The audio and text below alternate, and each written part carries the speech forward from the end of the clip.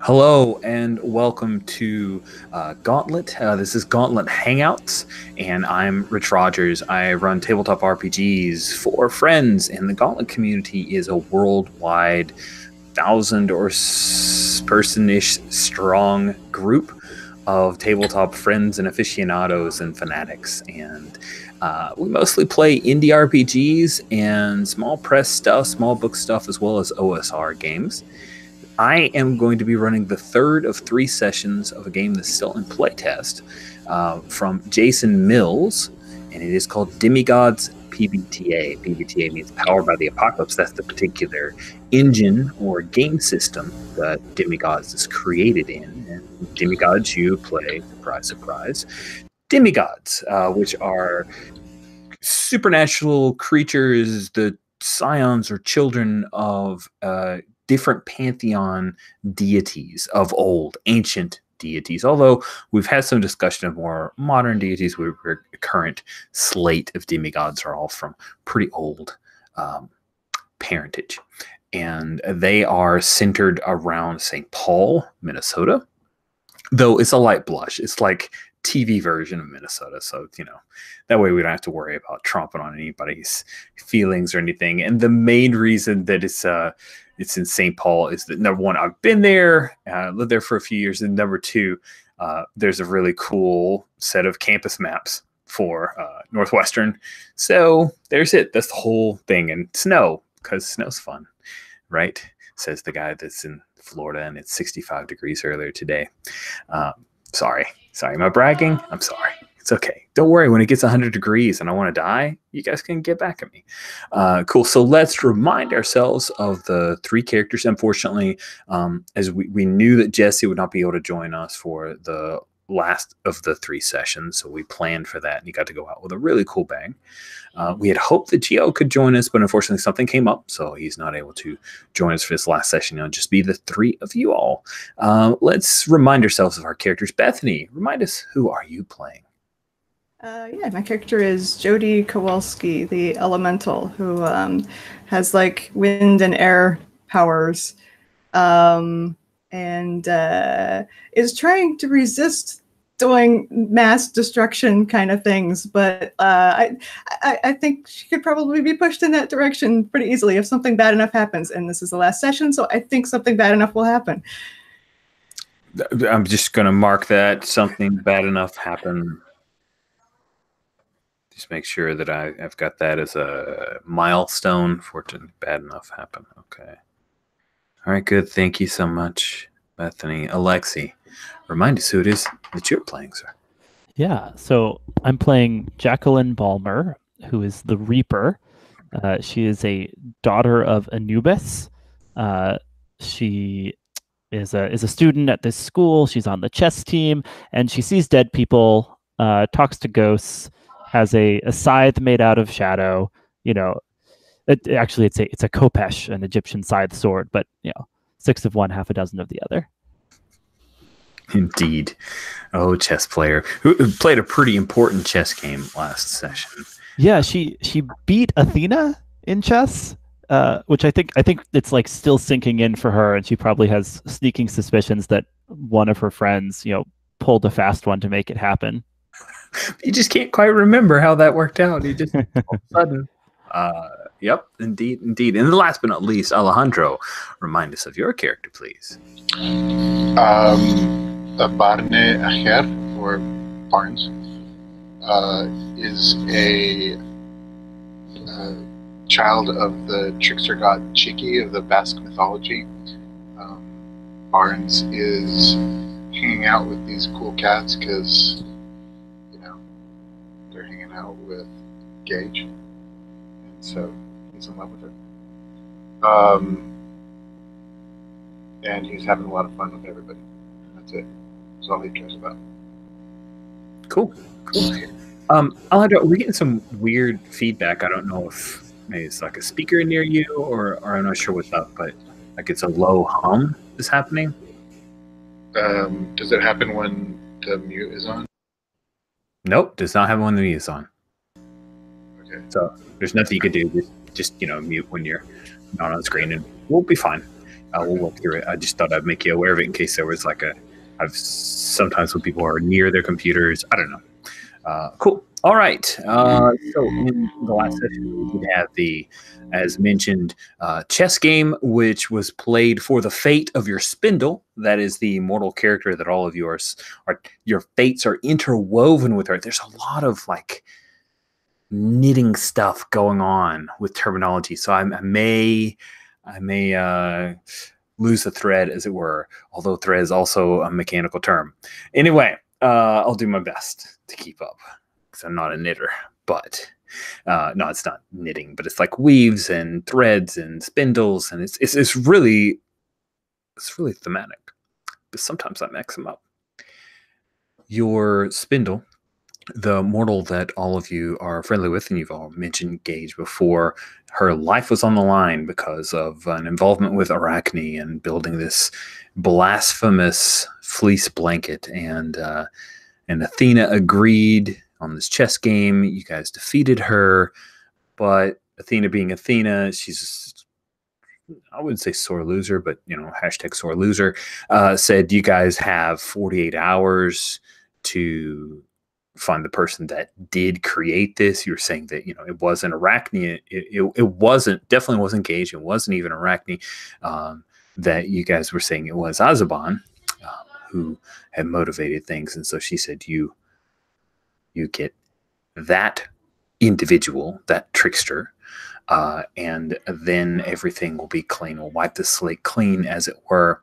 Asban from the Abenaki mythology is a trickster who appears as a raccoon, and also in one myth was a raccoon dog, which tickles me a great deal. And so you guys had a short amount of time to do that. That's where we kind of ended things, although there was that whole thing of your Jesse's character stepping into a building and not coming out. So Diego, hashtag no longer with us, but probably not dead because, demigods.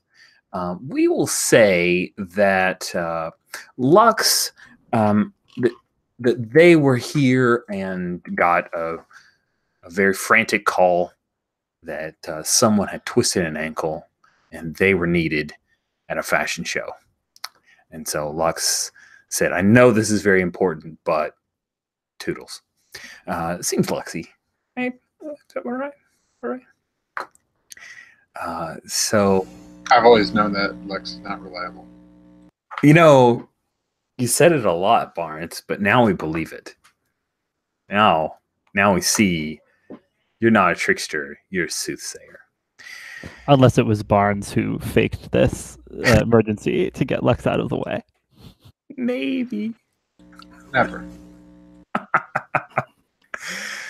Let's pick up with the four of you.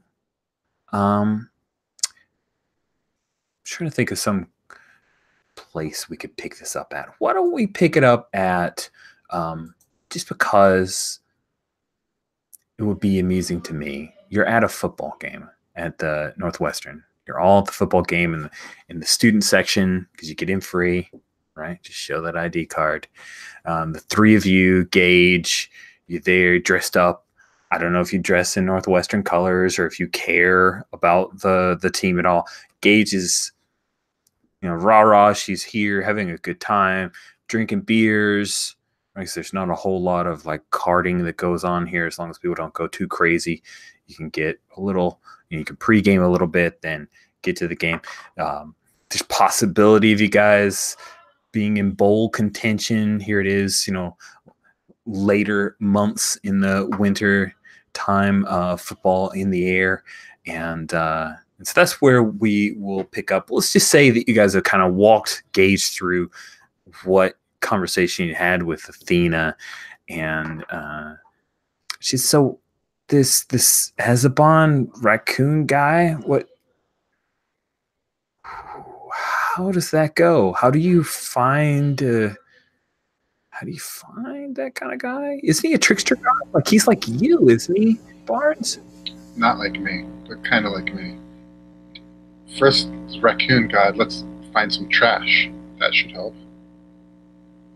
Trash paper. There's a landfill not too far. His barn's wearing the colors of the other team. That's great. Is he? I've taken, you know, those finger hats that you wear to whatever. Well, I've put two of the different colors on one side. I'm for our school, and on the other side, I'm for the other school. So it just depends on which direction I'm looking at.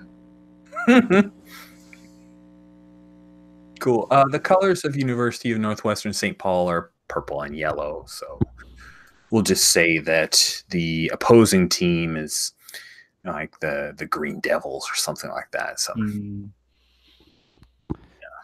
I think Jacqueline's got a Northwestern colored hoodie that she's sort of huddled in. Like she looks a little shaken by the events of our last adventure, and so is kind of like much less like dressing to stand out at this point than dressing to be sort of swathed in this team colored hoodie. Oh. What about Jody? Yeah, probably like I mean, it's hard to be on a college campus without like somebody handing you a free t-shirt at some point. So it's like probably a sweatshirt with this like giant t-shirt over top of it. Nice. It's like it's the only thing in the with the school logo on it. Yes. Sweatshirt with a t-shirt on top of it. That's so stylish. That's great. So like, that way Jacqueline can still be more stylish than somebody here. Oh, you're near Barnes, so no, he's rocking the hat. He's got that, yeah, awesome hat.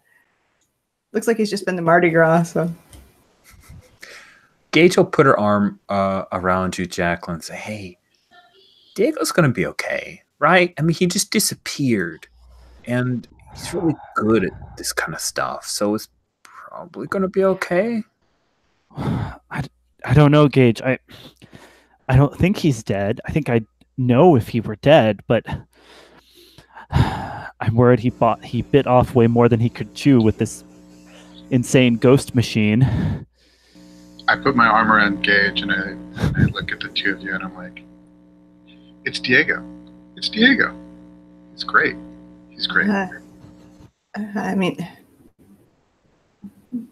Diego's the guy who decided to go sailing on a skateboard. Admittedly, I'm the person who decided to help him with that. But anyway, he has a history of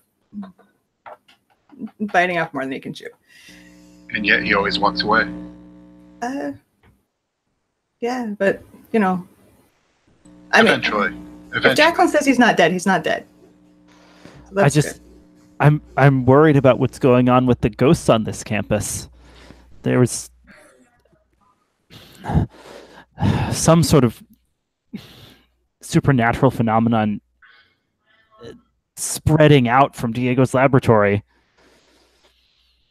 Has Jacqueline figured anything out about what's going on with the ghosts? Because her book of the dead was going crazy right as Diego's device went off. All the numbers were going out crazy. I think it would be appropriate for you to try to read the weave about that. Yeah, I'll do that. You're pretty good judgment. I'm sure you'll be fine. Will I though? Okay. Read the weave is with judgment. It is. So that's a total of 6. Anybody want to help me out? Yeah, if I can, let's see, how would I help? I was helping him with that machine. I don't know if he ever actually told me what it does, but like I could at least, tell you the details without telling you the big picture. So maybe you could infer something from that. All right, cool. Go ahead and roll 2d6 plus tangles. You have 1 tangle with Jacqueline.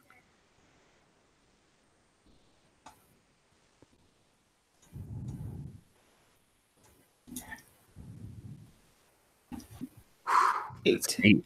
All right. That pushes you to a 7. With a 7, you get 2 questions from the Read the Weave list. Yeah. Am I reading a place here? Do you think I should pick from that list?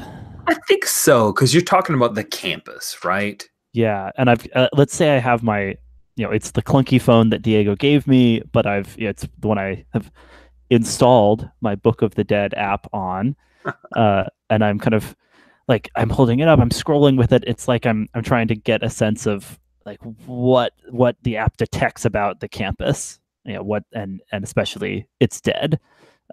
So I want to ask what happened in this place recently. Yeah, in the hopes that we'd get more clear insight into the explosion. And what is the greatest danger in this place?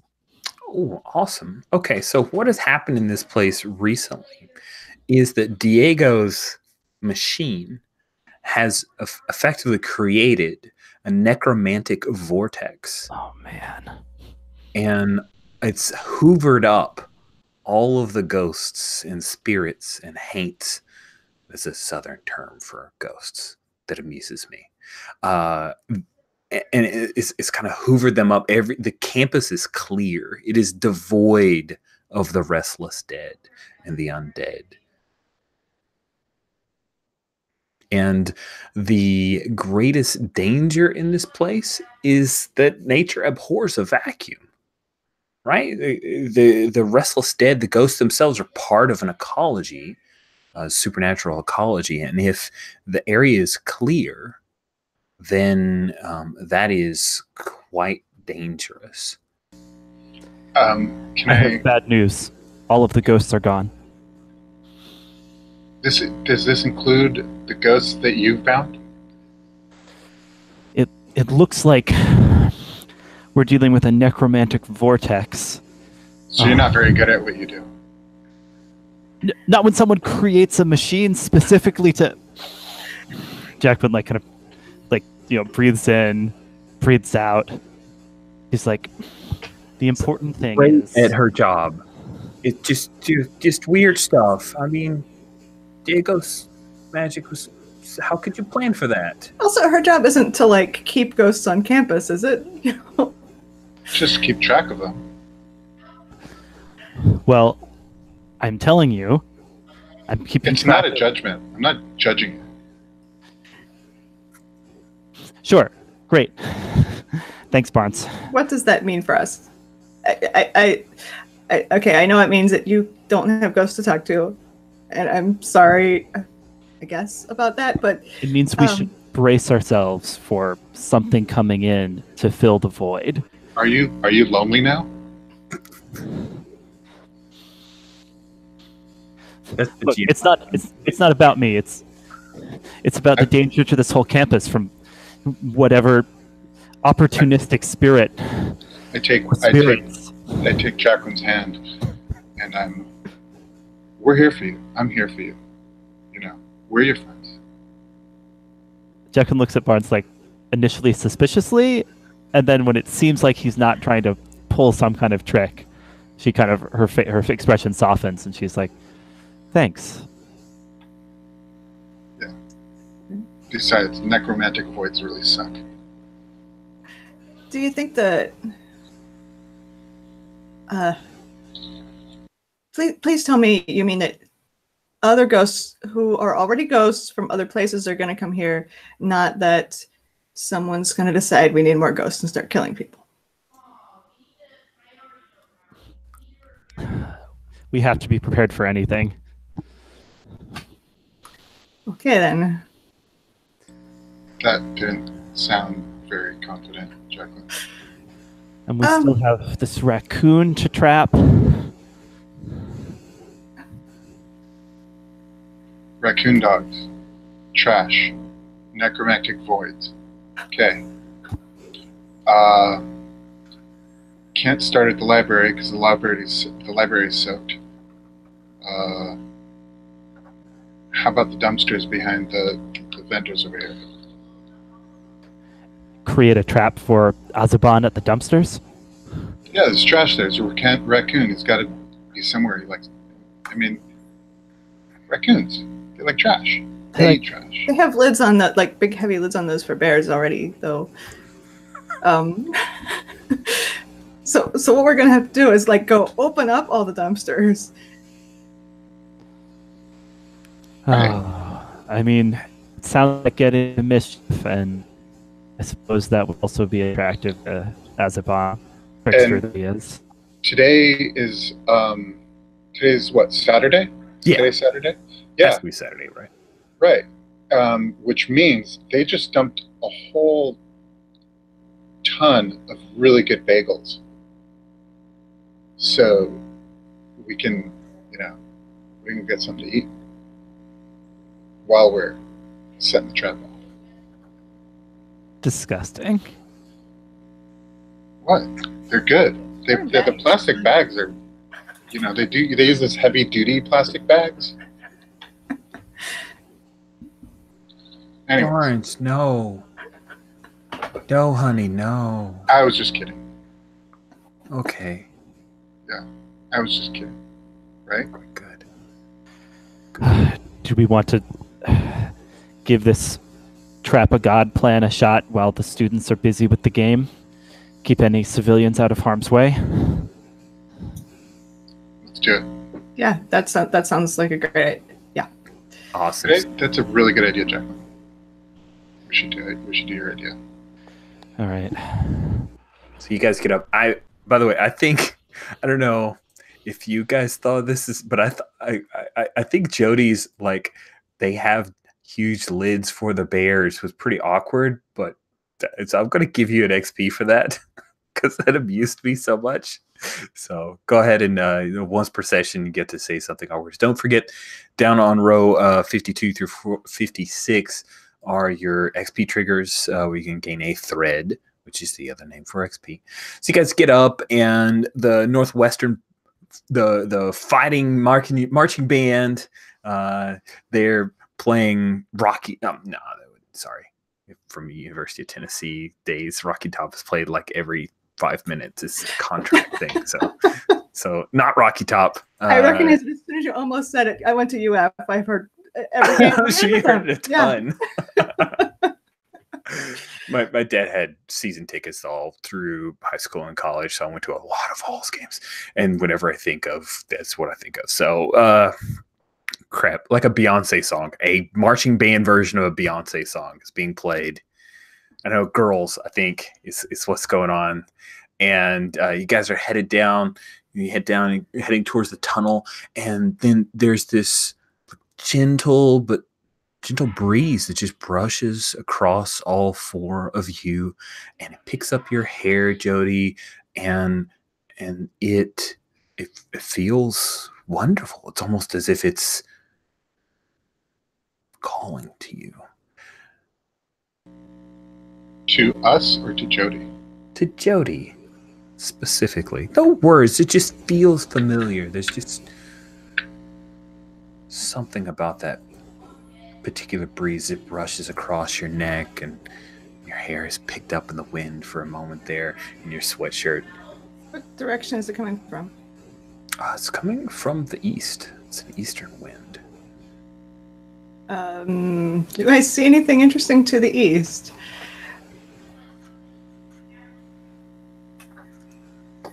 You guys head down, go through the tunnels, and after a little bit of jostling through a bunch of college students who are kind of huddled around and talking to each other, and then there's this smokers area, right? And then you head out through the gates and you're outside, and there's a kind of throng of like all people around the stadium, the big round stadium itself.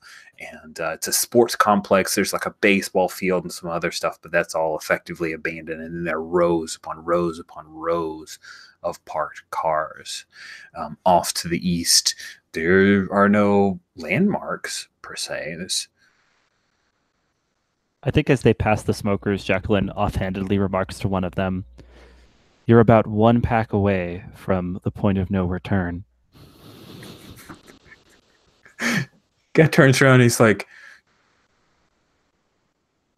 "What? No, you're the point of no return." That's correct. Nerd. But you definitely, that was quite a remark. There you go. Take that XP. Cool. So you guys wanted to head out. We'll kind of fast forward to you. Maybe there, near the cafeteria area on campus. There's probably several very large dumpsters. So you stand in front of them. Now there are very heavy lids because of bears. There also, you can see there's a couple of bags of bagels that just didn't make the throw, and they're sealed. Barnes. Well, before I get the bagels, I start unlocking the canisters, opening them up with my puzzle box. My best army knife.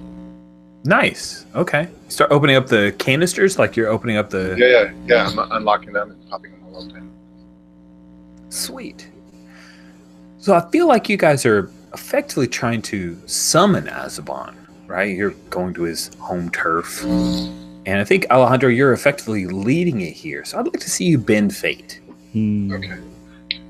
I don't have... I mean, I'll roll the dice. What is bend fate? You roll plus weird. So your weird stat's pretty good. You have a 2 in it. 9 total. A 9 total. Cool. On a 7 to 9, you get 1 boon and 1 bane. And I know this one's not exactly in the list of boons. This is all on the basic moves tab, but I'll drop it into the chat. Okay. I'm there right now. So. Oh, okay, good. So I'm thinking that your enemy's supernatural ability falls flat. Maybe, Azabon is a trickster god and tries to remain hidden. So if you want to choose that bane, then you've effectively summoned Azabon. But I want to know, other than just opening up the lids, Barnes, is there anything else that you're doing to try to welcome this raccoon trickster god to this area?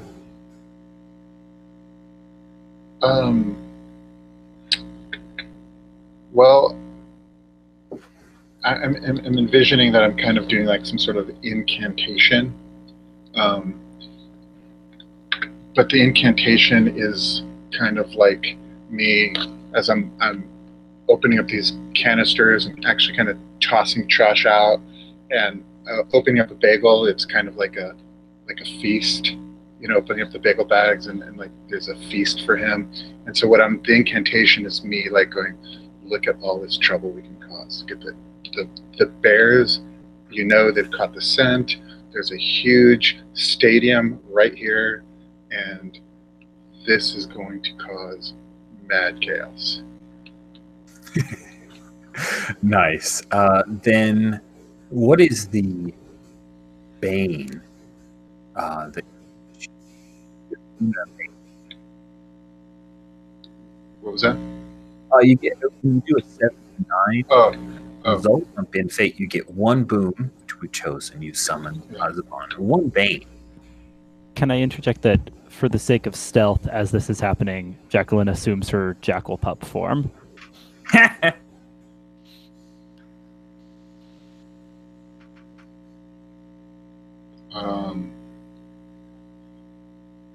What does a few moments mean? Become stunned for a few moments. I think that whenever Azabon shows up, maybe you're just stunned for a minute or so during his first arrival. Okay. Does that feel right for moments? Yeah. It's definitely combat related, like being stunned for a few moments in a combat thing with that would probably be a lot more important, but here you just miss out on a little bit of the conversation. Or you probably hear it, but you're stunned. Yeah. No, I'm just going to go with take Fate's disfavor on your next roll. Just because I have a feeling that'll be more interesting. I agree. And yeah, no. So what I'm intending to do is summon a bunch of rodents to kind of disperse the trash and the food like into the stands and stuff like that to kind of draw the bears into the All stand. the bears from the stadium. Yeah. We don't I need can. I don't can announce that, by the way. I'm not announcing that, by the way. We don't need any evil trickster god to go up against. We brought our own. I mean, it's gonna be fun. I mean, I can disperse the smell a lot further in all directions. Awesome. So yeah, that's basic. You're like bursting out the smell, a little bit of air carrying it. The wind is stronger from the east today, and so Barnes, you do that. The rats are carrying a bunch of the bagels. Gage, who's like had started to climb into a dumpster to help you guys out, she sees all the rats like coming out. She screams and jumps back. She's like, I'm done. I catch her valiantly. Nice. Yes, you catch her for a second, and then you guys see these little claws appear at the top of the dumpster, and this raccoon that's kind of got a purplish fur sticks his head up, and he looks around, and if he were a CGI character, he would be voiced by Danny DeVito. And No other. He says, "What? Aren't you guys supposed to be at a football game or something?" We're bringing the football game to you. Pulls himself up, and then he's just basically a raccoon, maybe 2 foot tall, for a little big for a raccoon. And then he sits on the edge of the dumpster, and he's got his feet kind of hanging, the tail just slowly wagging back and forth as he looks at the 4 of you. "You wanted me here for a reason." He scratches his back, pulls out a piece of bagel, munches on it. This has been an incredible. Like we have an incredible opportunity here, and I show him like all that we're doing in order to cause mass chaos. And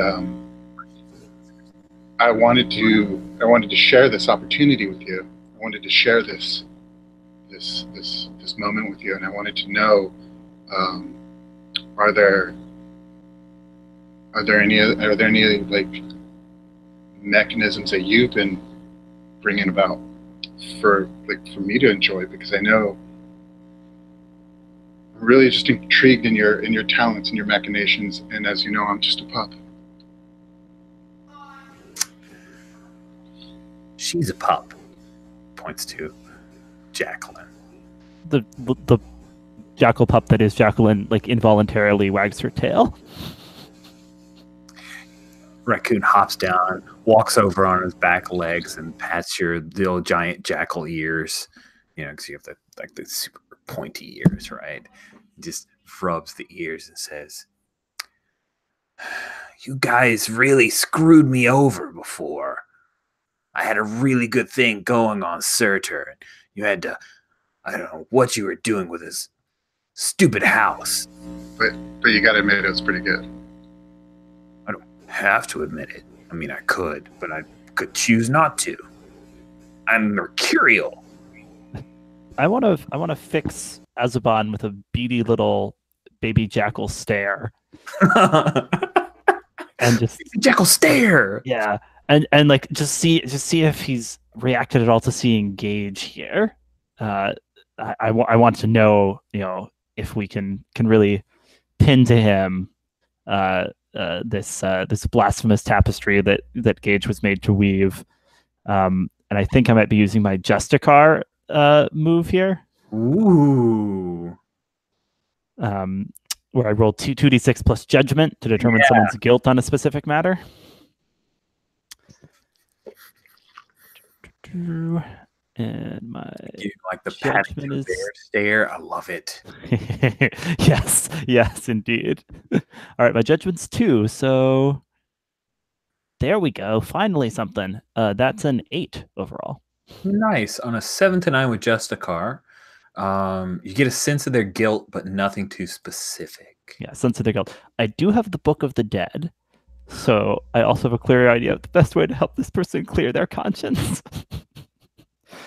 Just in case Azaban the Trickster God has one of those.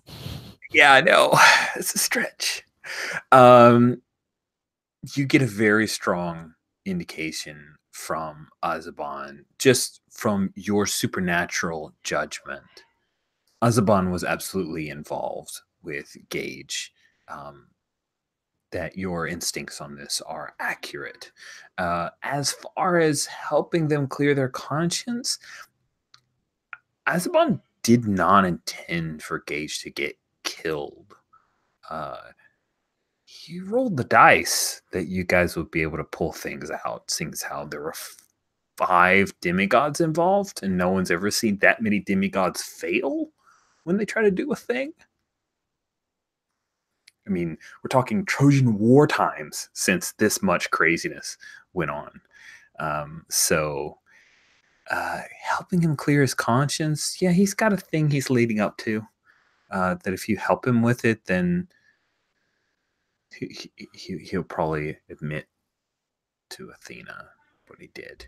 Nice. Yeah, so I think like taking this in with her demigod judgment, Jacqueline, as a jackal pup still, just starts like kind of growling at Azaban, since he's over here, patting her head. She's just kind of like bares her teeth a little and he like goes back a little bit, and he's got a little newspaper. He came out of nowhere. It's all rolled. He rolls up the newspaper and looks at you. He glances over at you, Jody. So, you're gonna side with these guys? You say that like it's a decision I haven't already made. I'm thinking more like maybe. Yeah. Otherwise, I mean, come on, Jody. You like making a little chaos.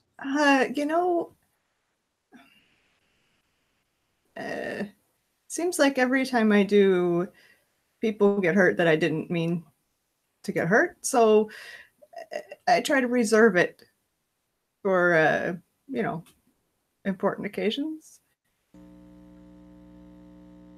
This is an important occasion. All right, you guys talk me into it. Here's what I need you to do. If you will humiliate Professor Smoke in front of his class, then he won't get tenure. It's going to be revoked. See, I had him right on the very edge. Thoth and I were working a thing. You and Thoth were working together? Also, have we established whether Jacqueline can talk while she's a pup? See, Trish, why not? You're great. Do you want to be able to talk? Like, talking dogs is amazing to me, so yeah. I'm leaning towards yes. Yeah, I think her voice is slightly different, so it's like, you and Thoth were working together? Thoth didn't know it exactly, but yes. So you want us to... Thoth is kind of boring. Right? No arguments here. Have the pickings been thin lately? I mean, I'll work with you. Okay, great. Embarrass Surtur so he loses tenure, and then he's out of here. This is his last tether to this plane, and then he's gone. Don't you guys be rid of a fire giant? I guess that sounds fairly benevolent, since Surtur is a danger. If that's what you wanted, you could have just asked us, like, back when we wrecked his house. We would have helped you then. Well, Gage really needs her hands. Yes. They're pretty hands. No offense, mortal. See, here's the thing. You don't just walk up to a bunch of demigods and ask for their help. It always goes wrong. But now I'm kind of in it, and I don't have a whole lot of choice. So...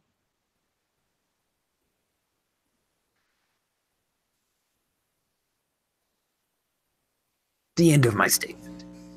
I put up my hand for a high five. All about it. Let's do it.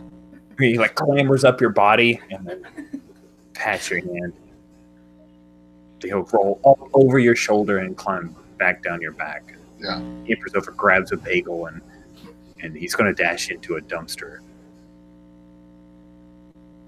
All right. Jacqueline turns back into her human form, and she's like, I don't know how much we can trust this guy, but it doesn't sound like it should be a problem to try to take Surtur down a peg and then have Azabun fess up to Athena what he did. Do we have enough time? Today's Saturday. When It's got to be Monday morning. It's got to be executed perfectly. He's got a section Monday morning, right? Gage looks up at her phone. Yeah. He's got one of those asshole 8 a.m. classes. I was gonna say, he's definitely that professor. Classic Surtur. Chem Lab. Tiago would have really been handy in this. Yeah, but He knows all about the chemicals and stuff. I mean, we've got a weekend to figure out. I mean, there's all kinds of ways to humiliate somebody with the chemistry lab. There has to be. I know some things about chemicals because sometimes they're used to dispose of bodies.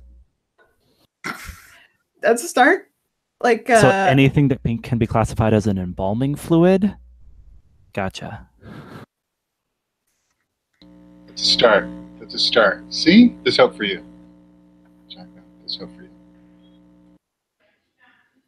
There's like a swarm of rats that come skittering around the corner like they're running from something. I think it's time to go. Gage is like, yeah, let's... yeah, those rats. I mean, I hope they're running from bears, but No, they did what they needed to do. It's time for us to go. oh, they're just coming back. Okay, well, we should probably leave anyway, though.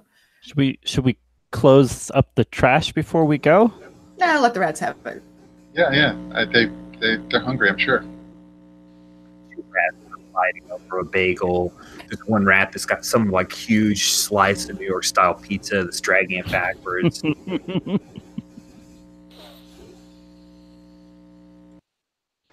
All right, let's head out of here, and yeah, the trash is fine. Let's go. Cool. So we'll cut scene there. Where do we want to pick up next? It's a reminder. It is a Saturday night. Someone could throw a party. We can discuss a Chem Lab. It's true.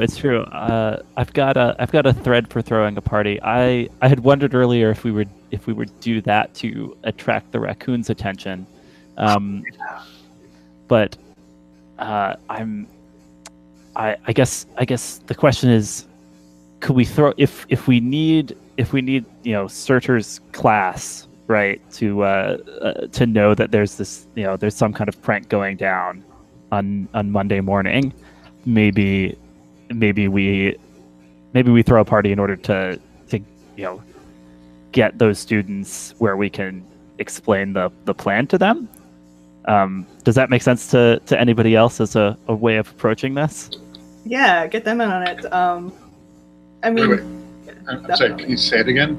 I'm sorry. I didn't. Yeah. I was kind of thinking out loud as I worked this through. So I get a thread for throwing a party, and I was trying to think of how that could be useful to us. And one idea is if our plan involves Professor Smoke's class, kind of colluding with the humiliation of their professor, maybe we throw a party specifically to talk to those students and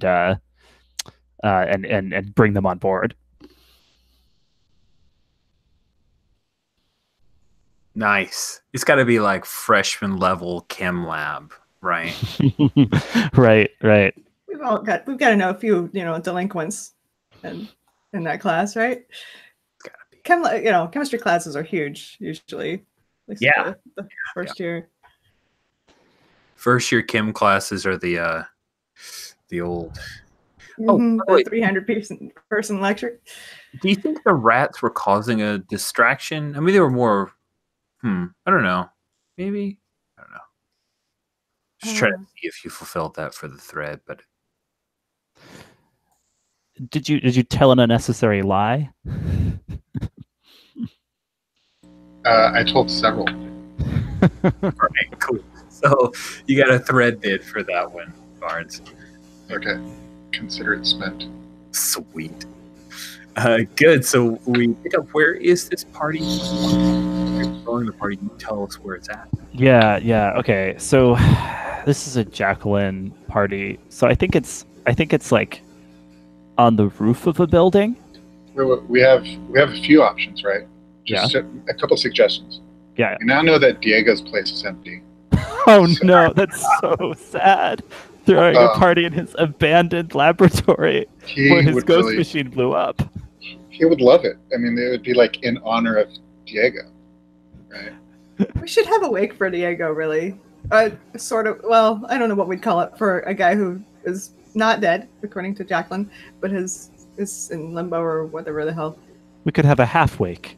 Yeah, the other option would be at Professor Smoke's house, because we know how to get in there. So, we might not want to I'm take just him throwing off out those 2 cents. Yeah, I'm leaning towards the lab, because it is very morbid to have a kind of semi-wake party in a space that belongs to someone who's sort of dead. And I think Jacqueline also, like, not only is like fascinated by death as usual, but also feels guilty about what happened with Diego. So on some level, she can convince herself that it is a tribute to him to have this party in his former lab. I also think the invites specify that it is a black and white party. I don't know like how well everybody does at dressing to that specification, but Jacqueline has switched from wearing all white like she usually does to wearing all black, in like half mourning for Diego. Oh, yeah, this is cute. I'm laughing at how silly this is, but it's also very sad. So, yeah, I think it's a good idea. I think Diego liked a good party, right? Yeah. And the music playing in the background, it's peppy and upbeat, but all the lyrics are about death. So it's like, is anyone familiar with "Hell" by Squirrel Nut Zippers? Yes. Song. That's the like keystone of the playlist, I'd say.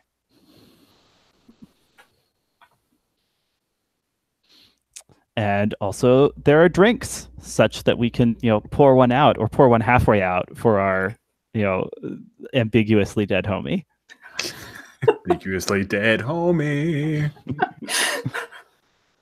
Yeah, definitely. I think while we're here, I'm gonna like sort of poke around the ghost machine and see what the hell, because like we never got a lot, or at least I didn't. Or I guess I assumed that Diego found the fuel or whatever it was we needed, but he didn't tell me about it, so that's a little weird. I was helping him out with it. I'll show you how it works. Says Barnes, lying. Yes. No, it's easy. It's easy. I got it. I mean, There's something so endearing about his lying confidence. I wouldn't believe him. Oh, tell us how it works. Yeah, sure. So You just pull this, you flip that, you plug this, and voila. I do that. Nothing happens. I didn't think so. I must have used up the Yeah. So now, well, I mean, all the ghosts are gone, but actually, maybe we should make this thing work again in case the Jacqueline's ghost vacuum issue happens.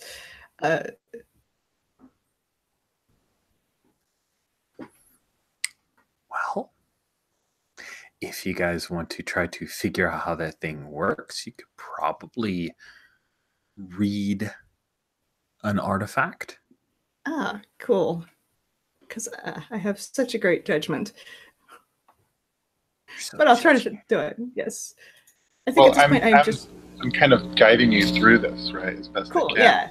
Right. Nice. Yes.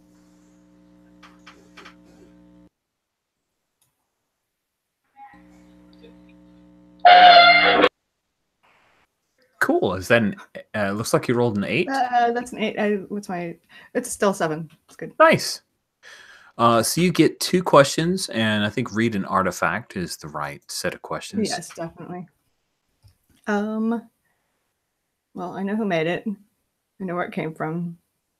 I know why I'm drawn to it. How does this artifact factor into our weave? Awesome. It's still on. It's still on right now. Oh. It's the vortex. It has created the vortex, and the vortex is still up as long as the machine is on. Oh. And you guys now are having this party, and Hell by Scroll Down Zippers has just ended. Black, is black and white affair. Some people are dressed up, but a lot of them aren't. There's like guy with t-shirt with tux on it. Gage is wearing a little black dress, right? She's playing along. You get the black solo cups, a few white ones, drinking, and then Dead Man's Party by Oingo Boingo comes on, and that's when you make your realization, Jody, that wait, this thing never stopped working. Yeah, and I along with that realization is the realization that do we want to turn it off? What happens if we turn it off? There's only one way to find out. I think maybe we need the ghost expert over here first, though. Yeah, so Jacqueline's been awkwardly pitching partygoers on this prank idea. She's like, all you have to do is have the water balloon ready for when Barnes gives the signal. You're not telling them that it's not really a water balloon, huh? Is this a methane balloon? I don't think that's water. No, it's an embalming balloon. I think we should, leave our plan unspecified until we spring it, just so we can always say, "Oh no, that was all part of the plan." It's all part of the plan. Let's flash back to when we actually put that together. Okay, so I had to step away for a couple seconds. Did we actually come up with a plan? And I just told us that. Oh, okay. Yeah, they don't get XP for lying, so they just truthfully tell you that there's no official plan.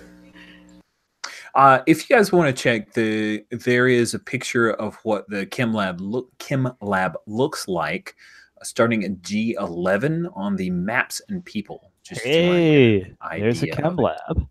Yeah, crazy props or something. So that, just to give you just a general idea, there are computers, there are Bunsen burners, there are locked drawers, lots and lots of electrical outlets, and bunches and bunches of chemicals in cabinets strewn about the place. Lots of mischief could be caused here. Just like Trickster Got Heaven. I mean, why do they even bother with dumpsters when there are chemistry labs? What if you had chemistry labs and dumpsters? Oh my goodness, you're talking this crazy talk. That's what happens when I talk. Do you guys pull me over to the ghost machine? Yes, yes. Before I forget what we were doing. What's going on, Jody Barnes? This thing is still on. No, what? Really? I pull out my Book of the Dead and I'm like, it's sustaining the necromantic vortex. Yeah, we need to know, what do you think is going to happen if we turn it off, or if someone else turns it off? Just hypothetically. Not hypothetically, we can just unplug it. Right, but let's look.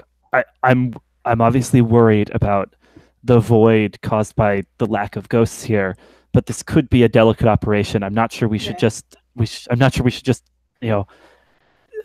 throw the machine into reverse. That could cause a devastating ghost deluge. Right. Also, Ghostbusters. I saw that. Yeah. Is Diego trapped in that thing, or in the? I think so. Vortex? I think he is. Look, sometimes you think too hard, through these things. Sometimes you just got to go with it. You got to trust your gut. What? Barnes, what are you doing? I love when the trickster says that. That's just the best. I'm trying to get Jody to open up, to like really like let go and embrace her inner wisdom. I have this thing about ghosts. They creep me out. What? You never mentioned that to me. Well, I wouldn't. I mean, it's Ghosts are some of the friendliest people I know. see. That's why I didn't. Sorry, I'm not. God, whatever the ghost equivalent of racist is. I think they're fine. I'm sure, but I just I'm just not sure I want a deluge of Look, ghosts. you thought ghosts were creepy. It's going to be whatever comes to fill in their place will probably be much worse. Think about this. You know how creeped out you are by ghosts? Imagine Diego surrounded in a sea of ghosts. We need to free him, right? We should free him. You would hate to You're be right. in his And position. I hit a switch. What awful thing happens? Cool. So you flip a few toggles, and all the machine itself was just giving off a very low hum. There are no indicators that were saying like this thing's definitely on. The hum stops, and then the lights chunk chunk chunk chunk chunk all go off. And of course, there is a couple of screams, and then everyone brings out their phones, and so there are all these like square, rectangular lights. Some people are still dancing. They think this is all part of the party. Yeah, tuxedo guy turns out, or tuxedo t-shirt guy. It's glow in the dark. So he's like, "Wow!" I raise up while this is going. I raise up a natural light and I'm like, to Diego. A natural light, like the beer. That's great. Yeah. I raise my natural light to him. Make sure to half pour it out though, because it's a half wake for our ambiguously dead friend. Ambiguously dead. That is totally a condition. I pour it out like this. So yeah, that happens. All the lights go out. People are freaking out. They bring out their phones. And then the phones dim and go out, and you are in complete pitch black. So black that the glowing t-shirt no longer glows. People like, there's a couple of more nervous screams. One person's like, the door's over here, and you hear a click, and a bunch of people trying to shuffle and get out of the way, and people bumping into each other. And then this like phosphorescent glow forms around the machine itself. I'm kind of imagining it's like the size of the machine is like 3 or 4 soda machines together, like all stacked together type big, right? So read for you guys, maybe up against a wall. And so the whole thing starts to glow, and then spirits start to bleed out of it. Dozens and dozens of spirits, and welcome back. People see them, and they are screaming and running for the hills. People are getting knocked over. Gage comes and like stands near you, Barnes, and Jody, and like she just grabs your arm, Jody. I hold it. I hold it. Okay, and Barnes is holding on to her, so she's like holding on to both you guys. Like, this looks really bad. Jacqueline's got her arms flung open and her head back, and she's like, "Yes, welcome back, everyone!" And then the spirits are like flying. I imagine they're like flying through you, right? Doing that whole thing of like the ghost passing through you as they're heading out. Yeah, like Indiana Jones. That scene. Oh right. Raiders of the Lost Ark. Sorry. Yeah, don't look. I whisper into Gage's ear, and I'm like, no, watch Jacqueline. I think she's ascending right now. Ooh, don't forget your ascension moves. Oh man. Crazy. I totally forgot those exist. Oh man. I don't. That's interesting. I don't know if that's if I want to do that right now, but thank you for flagging it. Yeah, thank you very much, Alejandro, for that reminder. I think I do want to try to get some answers out of these ghosts, though. Sweet. Yeah, this is literally caused a panic. The freshmen, the Chem Lab freshmen, all the other friends that you guys have, all of Gage's friends, the chess club, a lot of the people who are here from the football game, all busted out. They caused a terrible mess, right? Because they knocked over a bunch of stuff in the dark. All of the, if I remember, like Diego had a bunch of like motherboards and circuit boards and all kinds of stuff and junk, and it's all been stomped on and knocked off of tables and all that kind of stuff. But yeah, you want to capture a few ghosts or try to question them? Yeah, is Laura the ghost who used to watch over Gage? Is she among the spirits streaming out of the machine? Oh, I'm sure you could find her if you yeah look. Yeah, I want to try to find Laura and ask her a couple questions about what's going on in the spirit realm. Okay, if I roll to ask questions later, which is my roll to ask a dead person a question move. Absolutely. Nice. All right, so that's 2d6 plus weird, which is 1 for me. Oh shoot, that comes out to be a 6. Oh, a 6. Unfortunately, in this game, you don't get XP on a fail. So let me take a look at that thing and see if it's just a move for me or if there's something specific for you. On a miss, you may take 1 harm to ask 1 question or let it go. Yeah, I'm going to take 1 harm to ask 1 question. Like, and I don't know. I'm sort of picturing it being like the ghosts are streaming so fast.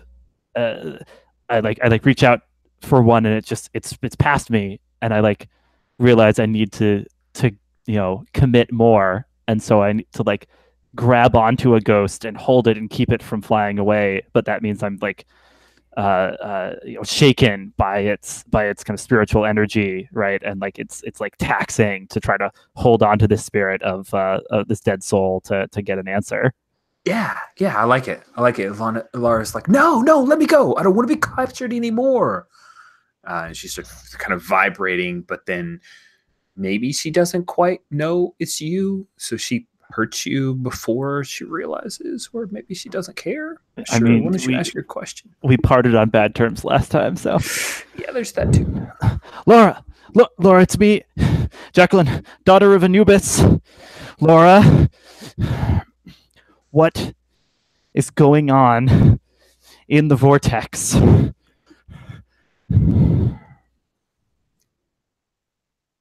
It's just another trap. It's just another trap like one you laid for me. Why don't you go find out yourself? Oh shoot. I look at the machine. Does it look like the sort of thing that I could just walk into? You're a demigod of death. This is a necromantic vortex. Why, yes, you're pretty sure you could walk into that. Yeah, I think the two of you see, like, as Jacqueline like lets the ghost go, that she's kind of like staring into the vortex of the machine, and like almost involuntarily starts like taking a step towards it. I take Jacqueline's hand and I hold my hand out to Gage, and I'm like, let's go. Let's do this. Maybe no, I don't. Not Gage? No, come on, Jody. Gage. Can I try to convince her? She's mortal. You can try to sway her, absolutely. I thought you liked her. Oh, yeah. That's why I'm inviting her to this adventure. I think you guys should both roll sway in opposite directions. Oh, I love it. Yes, you both have hands. That's fair. This is totally like ancient Greek tragedy. Like, she's no man. the straw person. I love it. You have no sense of adventure, Jody. I'm telling you I right have now. no sense Oh, of wanting my friends to get killed. it's just temporary. Not for a mortal. All right, so Jody, it looks like you have rolled. Wait, I just did I roll before that? Oh, hey, you Did I rolled just reroll? doubles. Doubles. Oh, Barnes, I think this is your first roll where you're rolling with Fate's disfavor. I did, yeah, and I did that. I rolled a 7, but what am I rolling against? You're rolling with got AWE. Aw. I got an 8. I got an 8. Get an 8? Yeah. Okay. So the good news, Jody, is that because you roll doubles, you get an XP. Yeah. And the bad news is that seems like maybe Gage wants to go on an adventure. You should come with us, Jody. Yeah, I mean, I'm a demigod. I'll go. That's no problem. I just, Jacqueline, do you think mortal? I don't know if vortex? Jacqueline's listening right now. Yeah, she's just like wholly focused on this necromantic void. Yeah. Cool. So the three of you fall in behind Jacqueline like the point of the spear, steps into the vortex as all the ghosts are still streaming out. And there's a moment that all three of you experience where just the torrent of all of these ghosts, I'm free, I'm free. And then there's that cacophony, and then everything, all sound just drops out. And then you hear a gentle breeze coming from the east, and it carries the sand in it. And you feel the warmth of the sun, and you're standing on a dune. And there are pyramids in the distance. It feels old. This isn't so bad. We're not dead. Are we dead? I don't feel dead. Gage, Everything dies eventually. Right, but are we dead right now? That's the question. Gage, you're on an odyssey. Like you're laying tracks like Odysseus. And Gage looks at you. She says, I never saw it before, Barnes. You're in love with me. Oh, you didn't know that? Yes, I am. I've wanted nothing more than to take you on the greatest adventures. Well, seems you have. I hope it's not my last. I don't believe it was. It is. They say There's that never a last. They say that to die would be an awfully great adventure. Jacqueline like licks her finger and like holds it up so she can, kind of tell which direction that breeze is blowing. I think I want to read a place. I think you should. Yeah, I'm gonna do that. It's plus judgment. Judgment. Yep, Yeah. judgment.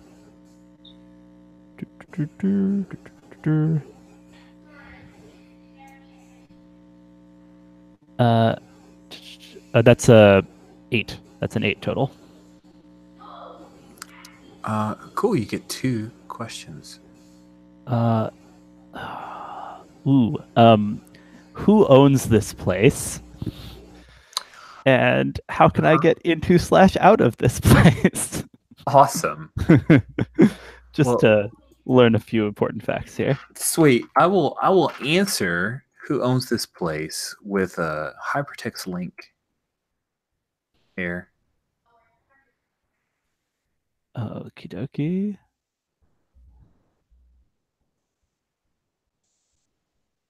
Oh, it's my dad. Yup, it's your dad.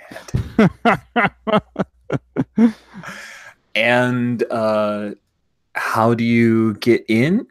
Do you ask? How do you get out? You ask. Got it. Got it. Yeah, Jacqueline kind of.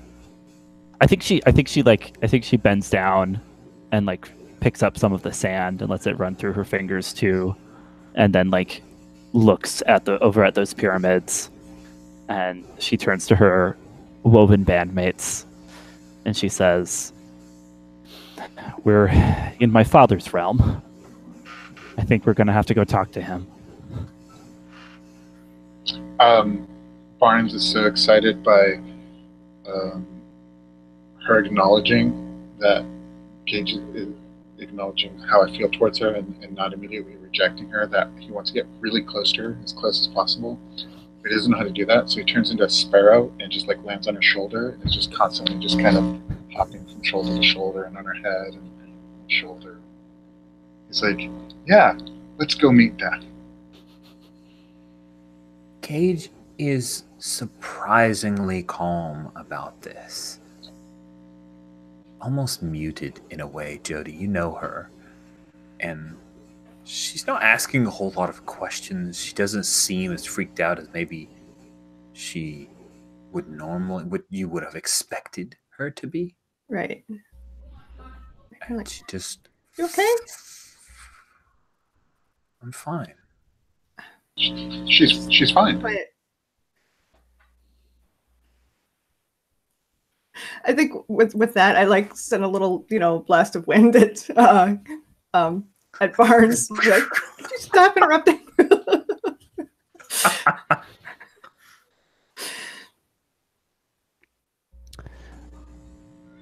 I come back and I flutter in her face and land back on Gage's shoulder.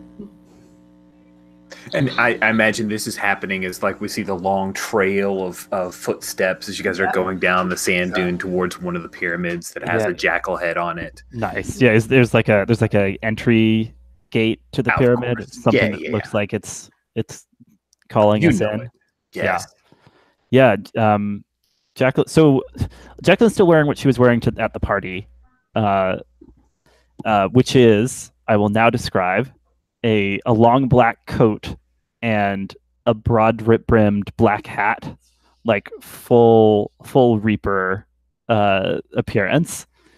And yeah, she's gonna lead the group right into the pyramid.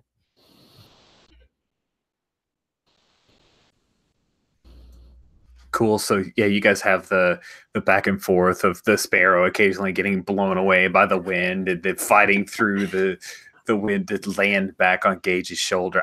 I'm gonna throw out that I think that you were putting your element on display, Jody. So I'm gonna go ahead. Yeah, like I'm mostly just kind of. It's playful. It's not like I'm not actually trying to hurt Barnes. I'm just like, can you shut up and let me talk to Gage for a few minutes? I want to make sure she's okay, Cool. And I think it turns into just like joking around. Is there anything more that you want to say to Gage? Because I don't want to cut that short. I think it's an important conversation. Yeah, I think like you seem really comfortable here. Like it's you seem more comfortable here than I am.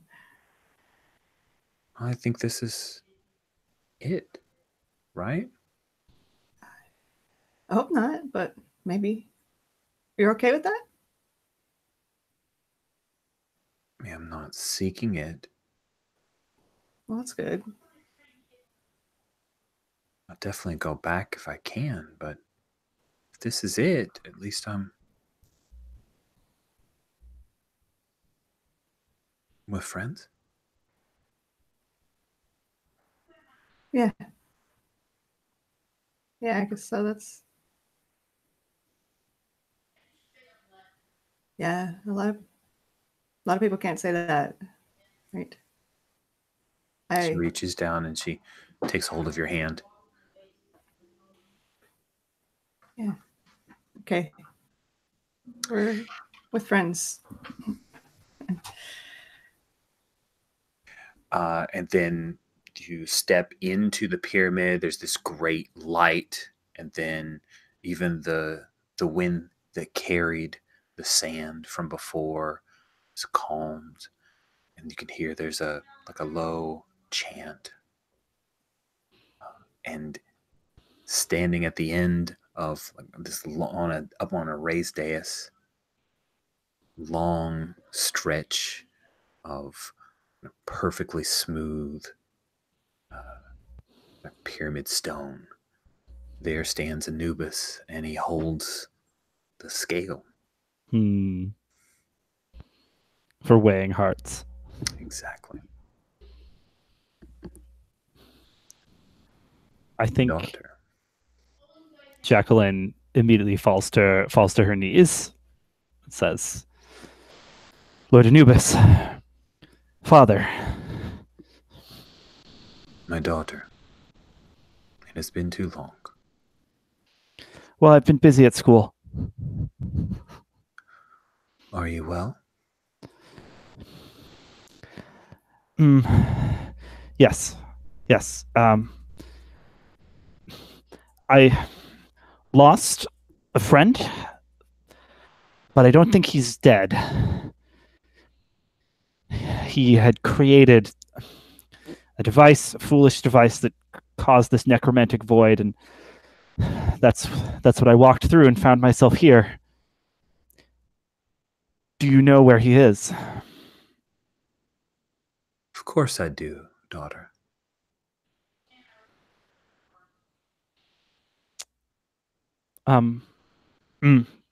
May I know where he is? I cannot tell you. You must find it yourself. Jacqueline's the head pops up. Then what was the point of us coming here? Gauge tester, please come forward. And Gauge starts to walk down the long path to have her heart weighed. What do you do? I go with her. You are not called, little one. She volunteered. She can volunteer to leave, can she not? Ooh, nice. I think you are trying to sway death here. Good luck. What is sway? Oh, it's awe. It's awe. 10. Nice. For NPCs on a 10 plus, they accept your reasonable argument at no cost.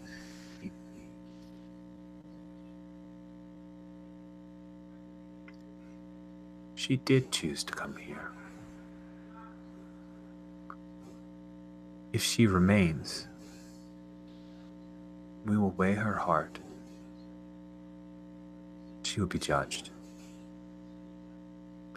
The four of you, including our friend Diego, will be freed from this entanglement, and your weave will be undone. You will be free to travel the earth as you wish, no longer drawn into each other's supernatural adventures. No.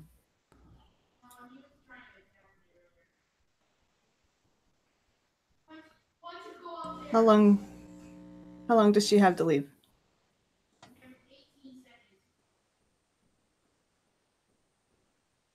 She must leave quickly. She must choose to leave. Gage stops. She's halfway between the two of you because Barnes is with her and Anubis. She looks back at you. I turn into a camel underneath her, and I turn around. Nice. And I start walking towards the exit, but I'm starting that as I interrupted you. So go ahead. Guys, I've caused you so much trouble. Exactly. I think Jacqueline's walking forward and she's like, we all know Barnes caused most of the trouble. Yeah.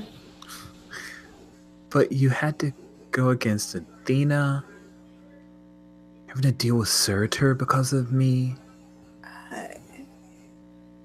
I have a gift for you from Athena. Oh god.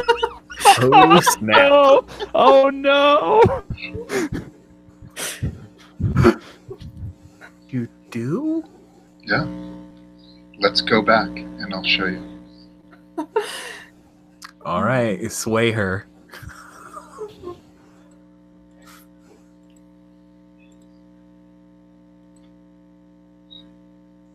Seven. Oh, I was so close.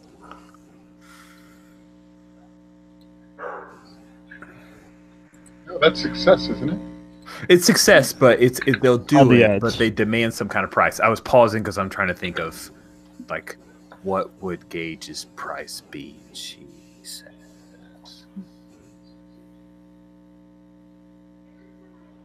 I think I'm like, he's not lying this time. This might be the only time in his life that he's not, well, he's mostly not lying.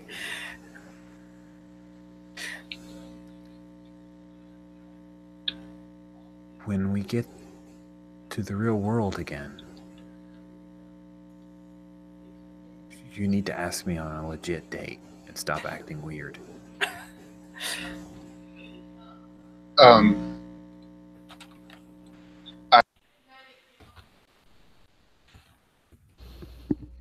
Your sound cut out.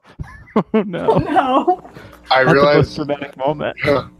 I fake faint and I'm camel, so I fall over and then I don't want to break her leg or anything. So I turn into human as we're falling and I roll over and I catch her and I say, "Let's go back now. Hurry up. Let's go." I pick her up and I start running towards the exit. Jacqueline walks past Gage and Barnes. Are there mummified warriors all along the sides of the? Oh, there has to be. Yeah, there yeah. absolutely has to be. Yeah. I think they kind of turn a little bit, so they're kind of tracking. Oh her yeah, and a as lot she- of them have the khopesh or this. yeah, the flail. Yeah, yeah. And she looks at her father, and she says, "Lord Anubis, what you refer to as a tangle are my friends,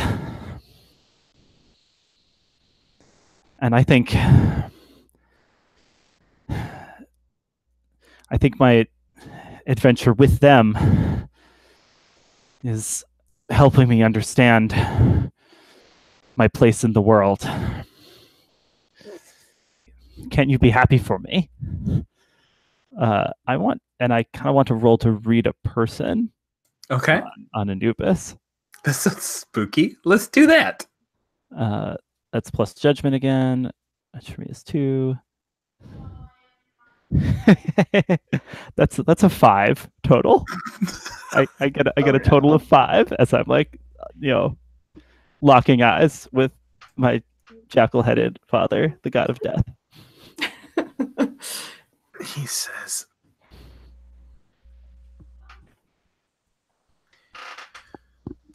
"Daughter, it was my deepest hope that someday you would come here and we would judge the dead together. But I see that will never be the case." Well, at least I have plenty of work judging the living. It seems that you do. Be well, my daughter.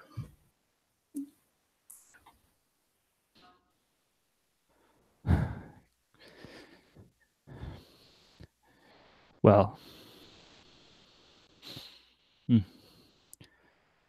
Godspeed, Father. And she turns on her heel. Nice. Sweet. like part of me has that RPG desire to roll dice to see if you get out, but I don't think there's an interesting answer if you fail. So just each of you give me a moment, like a moment of you running out of Anubis's pyramid, running towards safety, towards mortality, towards Earth again. Just a moment that we see for each of you that kind of shows how it is that you overcome death effectively. Mm.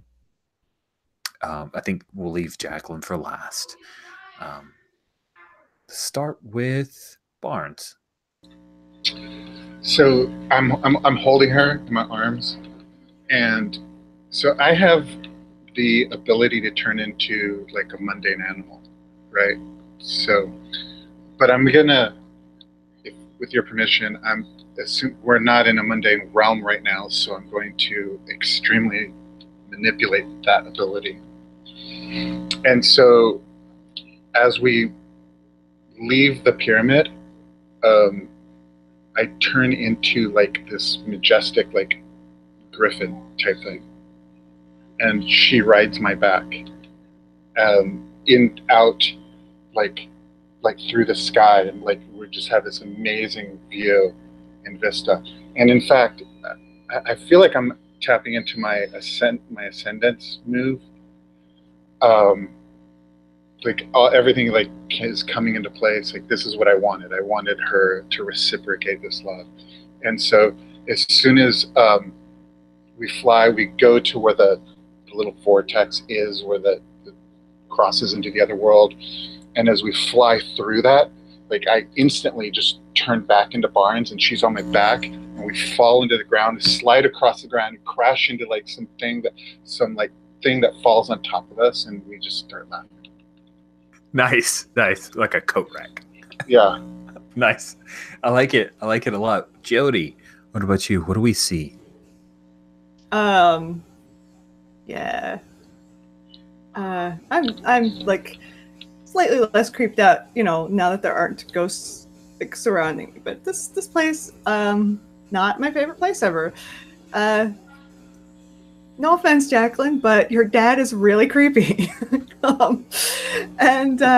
So I think like once I see that Jacqueline is coming to, and I do wait to make sure of that, I head, back the way we came, but I think like just to make sure nobody's following us, this, sandstorm comes up behind us and kind of obscures Jacqueline and me and Barnes for the like couple seconds before he engaged, jump into the vortex. I think like there's no hesitation whatsoever about jumping into the vortex this time. They could just fall through it and land like in some of the clutter on the lab floor. I know what. Diego was making jewelry. Remember that? So like falling in, there's like these little like neck or like little necklace charms and stuff on the floor, and I'm kind of looking at it like, what? That is awesome. I love that. That's fantastic. Good job. And last but not least, Jacqueline, what is it that we see? Yeah, well, I love this sandstorm going on. I think we see Jacqueline kind of making her way through the sandstorm, pulling the brim of her hat down as she's pushing through it. Like a tear or two rolling down her cheeks, probably caused by all the dust in the air. That's probably it. But before she walks through the vortex, back to the mortal world, we hear a bark, and this dog runs up to her, and it's her dog Pharaoh, who died when she was young and was the one who informed her of her demigodhood. And she bends down for a second, kind of rubs the dog's head, and it's like a physical dog in this realm, right? You know, like she saw him as a spirit on the mortal plane, but now that we're in this realm, it's like you know, she's a little girl again, and this is Pharaoh in the flesh. And then, like, you know, after like playing with the dog for a second, she looks back to the vortex she has to go through, and she says, "Goodbye, Pharaoh." Puts a hand on the dog's heart and says, "I judge that you were a good boy." Of anything, that was like so epic. That was really, really cool. Whew. Okay, cool. I know we're gonna end in like less than an hour, but I kind of like to take, I think that's a good like break time there. So it's 37 after. Let's take a 5-minute. So we'll be at 42 after, everybody. Quick bio break for everyone. Thanks, Rich. Thank you.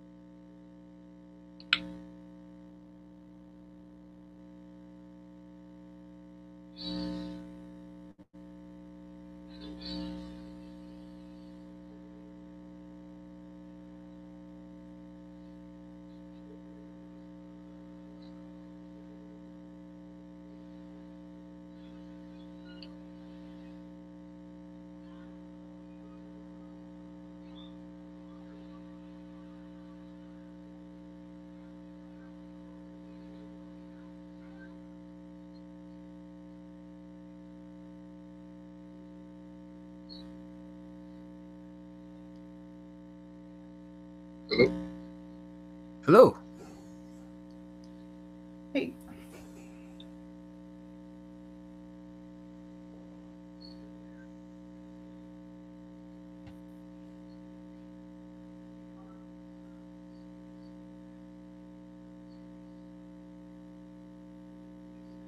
This is really fun.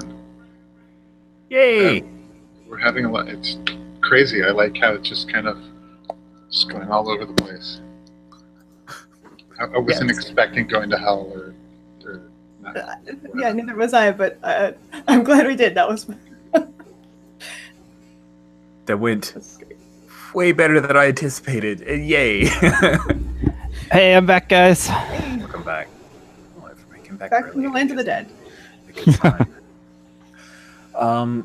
Sweet. So the two, Jacqueline and Jody, the two of you are like standing up. The lights are back on in here. There's the coat rack that got knocked over. Jody, you've got a bunch of trinkets and other things that Diego was putting together. And Gage is still laughing with Barnes as they are like sliding coats off of them and standing back up. There are spilled beers, the floors, the different areas. There's a bit of a mess that was left behind. There's like a half-torn banner. This is like half wake, but the Diego part's fallen down. Yes, please take a Be Epic thread. All of you may take a Be Epic. But wow, the Pharaoh one was great. I really liked that. That was super duper. You guys were all Be Epic. So take a thread. Thank you for reminding me of that. That's the thing. I always want to give XP on a fail, but it's doubles, which is crazy because sometimes it's for a fail. Right. Yeah. I think Jacqueline looks around at the wreckage of the party, and she's like, well, not quite a Lux party, but we did okay. It was pretty damn Lux. I pick up, like, I'm kind of like looking at the various bits of half-finished jewelry, and I'd like pick up the thing that's closest to finished. And it's something that I look at. I'm like, yeah, I know very well what this is and what it's for. And I hand it to Jacqueline. I'm like, yeah, Diego was making this for you. I take it. What do I see? What am I looking at? Love. Well, what's a thing? Oh, it's a little dog. It's meant to be a jackal, but it's just kind of a little wire stick figure dog. Oh, nice. Or that's a little less interesting way of putting it. Stick figure dog. I love it. That is cool. Yeah, Jacqueline has to kind of balanced on her hand and kind of gives it a small nod.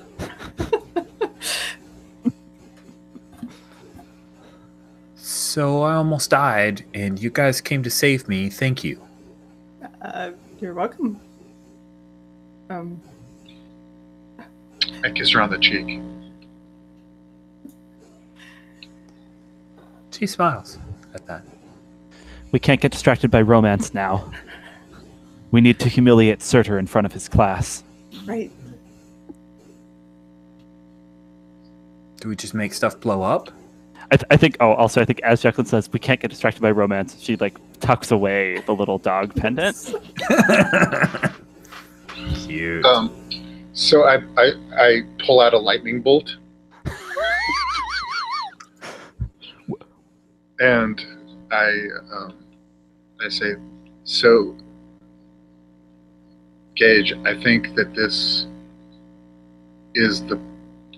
will be like the perfect means of executing our plan, which is the gift from Athena.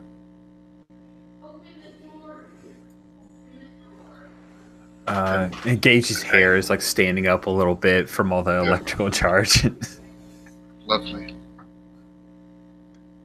You want to smite him or something? No. Well, maybe. I mean, it's not like he'll be smoten for good, right? Do you know how much damage those things can cause? We're talking about a god. And he will definitely not get tenure after we're done with him. I thought he had tenure and we were trying to get it revoked. For that, it has to look like something he did wrong, not just like a bunch of students were playing a prank on him. No, nobody loses tenure for having a prank played on them.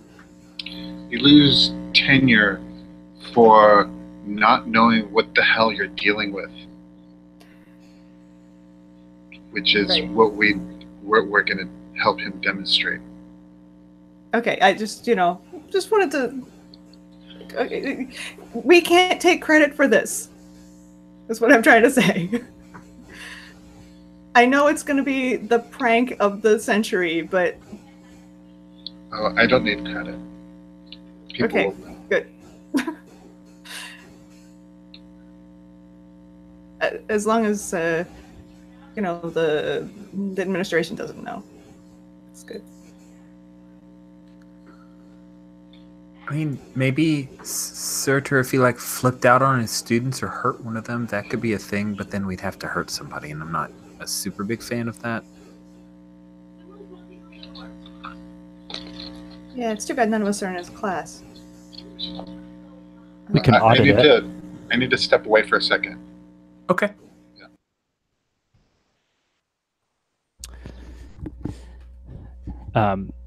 Actually, out of character for a moment, I feel like the characters are on the verge of a pretty, sensible plan for causing a fire giant to humiliate himself in front of his chemistry class.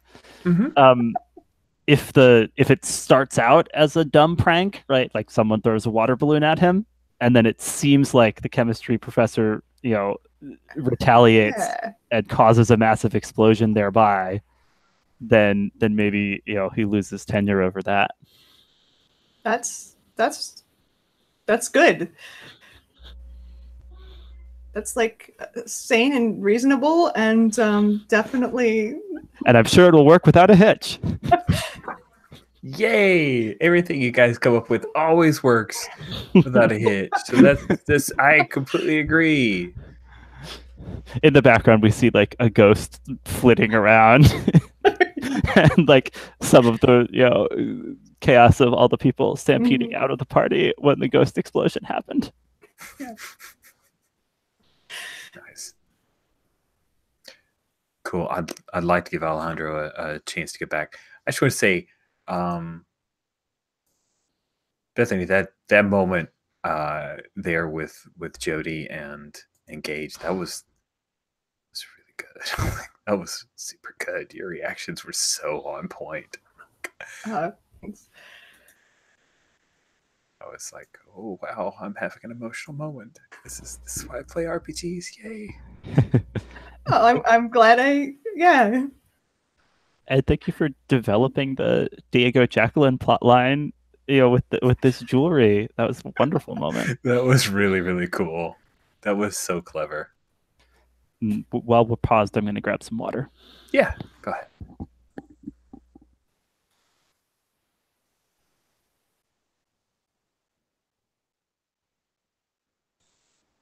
I did remember that, right? Didn't I? That he was making jewelry. I didn't just make that up in my Yeah, head. no, Okay. I do recall that.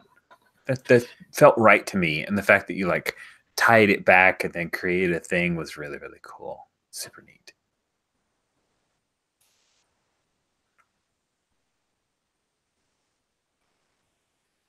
Hope everything's okay for Alejandro.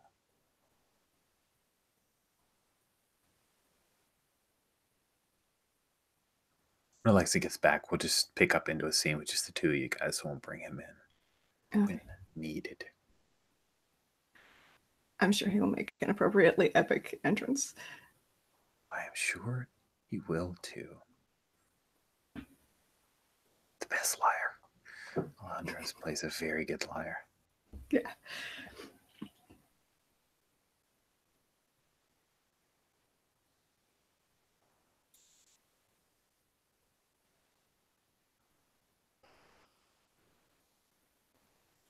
So excited. I gotta technically off, but it's more like I'll just be working for like an hour tomorrow. So excited. So excited. It was gonna be off, but then a coworker's father passed away and somebody's picking up some of his work, and I just didn't want to overtax the person who's going to back me up by having to back up two people. So I'm gonna log in, knock out a few of my reports, and then I'm done. Excited. Holidays. Yay. I get to spend tomorrow night on a train, so it's a little less. But... How long's the train ride? About 10 hours. Oh geez. Oh my. Whoa. Yeah. North Carolina to Florida. I have never traveled on a passenger train. I've wanted to. My son super wants to. We actually looked into it for. I go to Camp Nerdly every year, which is up in Triangle, Virginia, and I'm in Jacksonville, so it's a 13-hour drive. And I looked into the idea of taking a passenger train, but wow, The nice thing super. is you can sleep on it. Yeah, Oh, so that's you, true. I just get like a regular seat, like, you know, as whatever the cheapest option is, and just, you know, get on at night and get there the next morning. Just wake up and you're there. In I theory, may, sleep away.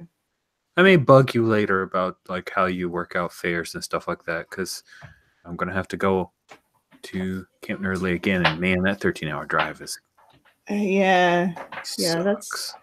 that's about, you know, that's not far from my my train trip. I've driven it, but last time I drove it, my car broke down in the middle of the Ocala National Forest, and therefore I'm not really enthusiastic about driving to Florida again. Well, 3 years ago, when my wife went with us to Camp Nerdly, on the way back, there was a fatality accident, and they shut down the highway for 6 hours. Oh wow! I was right near the front of where they shut it down to, so it was weird because they like put up tarps and like blocked everything off because they didn't want anybody to see what was up. I never experienced anything like that. It was really sorry. Yeah, no. My neighbor's cat is stuck in my roof. So. Oh, do you need to go, or is everything okay? No. There's nothing I can do right now. I'm gonna try to. I have to wait till tomorrow. But she's just sitting outside, camped in front of a vent in my roof, just waiting for her cat to come out. Yeah. So.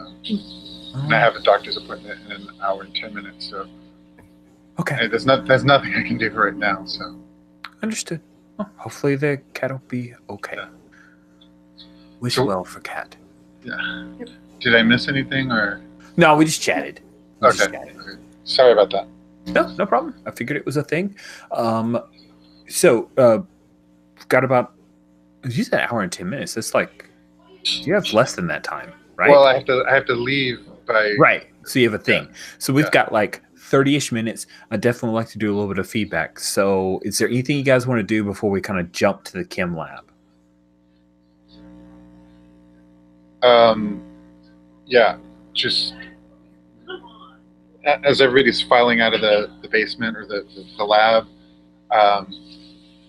I find a ring on the ground from one of the jewelry things, and I get on one knee and I go to Gage and I go, "Will you go to the movies with me?" Oh. Yeah. Whew. That was scary. Barnes, that's what I do. Whew. Yes, I get to pick. Absolutely. You pay. Without a doubt. Additional. Will do. Awesome. Let's go. Nice. Cool. So we jump, and again, like you guys had talked about earlier, we don't have to over plan this. The idea of you flashing back, right?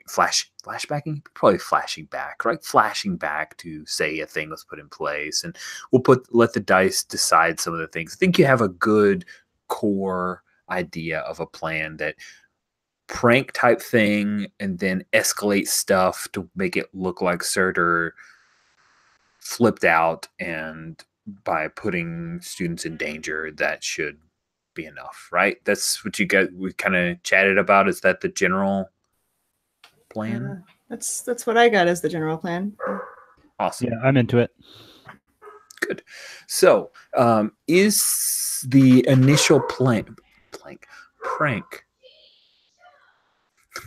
sorry, dog is protecting us from very dangerous thing outside. Not sure what it is. Is the prank a thing that you're trying to motivate one of the freshman students that are stuck in this gulag to pull, or is this a thing where you're going to try to pull it yourselves, and if so, how? I think we discussed how we have to make sure this can't be traced back to us, right? Right. So yeah, I think we definitely want to sway one of the freshmen to set the situation off. All right, cool. So, are you just looking for somebody that maybe was at the party last night? That we kind of flash back to say that you had a couple conversations with them, type deal. Yeah, I think that's totally legit to say we've done the swaying beforehand back at the party. Do you want me to roll it? Because there's definitely a moment where Jacqueline was mingling while the others were examining the device. Cool. I'm going to say if you take a look in the maps and people, on line 9 is Tommy Hong. And Tommy will be the person that you can. Does he look like somebody who will try to pull a prank? Could be convinced to pull a prank. Him and his bleached hair. Bleached hair, right? He's trouble. I'm gonna say he's the intended provocateur. And he's not the guy that had the glow in the dark tuxedo shirt, but he came with that guy. So that's how you knew. I see. Does anyone have? Okay, we none of us have more than one awe. So you guys are not very awable. That was all. I think that was all Lux all the time. That was all Lux all the time. Man, if only Lux were here. I will roll this though. Just remember WWLD. So that's a total of a 5 for convince Tommy Hong to get the prank started. I mean, maybe he agreed, and then he was terrified of the whole ghost thing and wants nothing to do with any of us. So he totally agreed. Or he totally agrees and then just sells us out. Oh man, so many great ways this could go badly for us. Totally agrees. He is on board 100%. It is 7:55. The 3 of you, Gage is in on this too. So the 4 of you are watching kids. Like, there's one guy who like shows up in fuzzy bunny slippers. He's like barely awake. This is Monday morning. 7:55. You haven't seen Tommy. 8 o'clock. Door closes. Professor Smoke starts his lecture, this pre-lab lecture. He's got his TA in there. Tommy hasn't shown up yet. 8:05, no Tommy. I think maybe Tommy's not making it to class today. Can we huddle around our desks? Like just or pass notes, or pass like Jacqueline passes a note to whoever's closest to her, let's say Jody, and it says, Tommy flaked, what do we do? We don't want to track this. God, I hate to say this, but are any of your ghosts around? Oh, yeah. Jacqueline pulls out her. She's got her phone like kind of held under the desk, so it's the way someone would secretly be texting, but she's secretly checking her Book of the Dead app to see if she's got a nearby ghost to call on. Scythe pops up. It looks like you're looking for spirits nearby. Yes, I am, Scythe. Sweet. I think you're trying to perform under pressure here, right? To get something done when the heat is on. Get something done when the heat is on. My medal is -1. Just perfect. I'm so glad I've chosen well. So, but that was a natural 10. So it's down to a 9 for. That's how it goes for you, right? That's how it goes. All right. On a 7 to 9, there's a complication. Choose one option from the list. Take one harm. It takes longer than it should. Something breaks. The result is only partially effective. And just to clarify, what I'm trying to do is like call on a ghost to help us with our plot here. Yes. What's the most fun complication from that list, guys? What should I pick?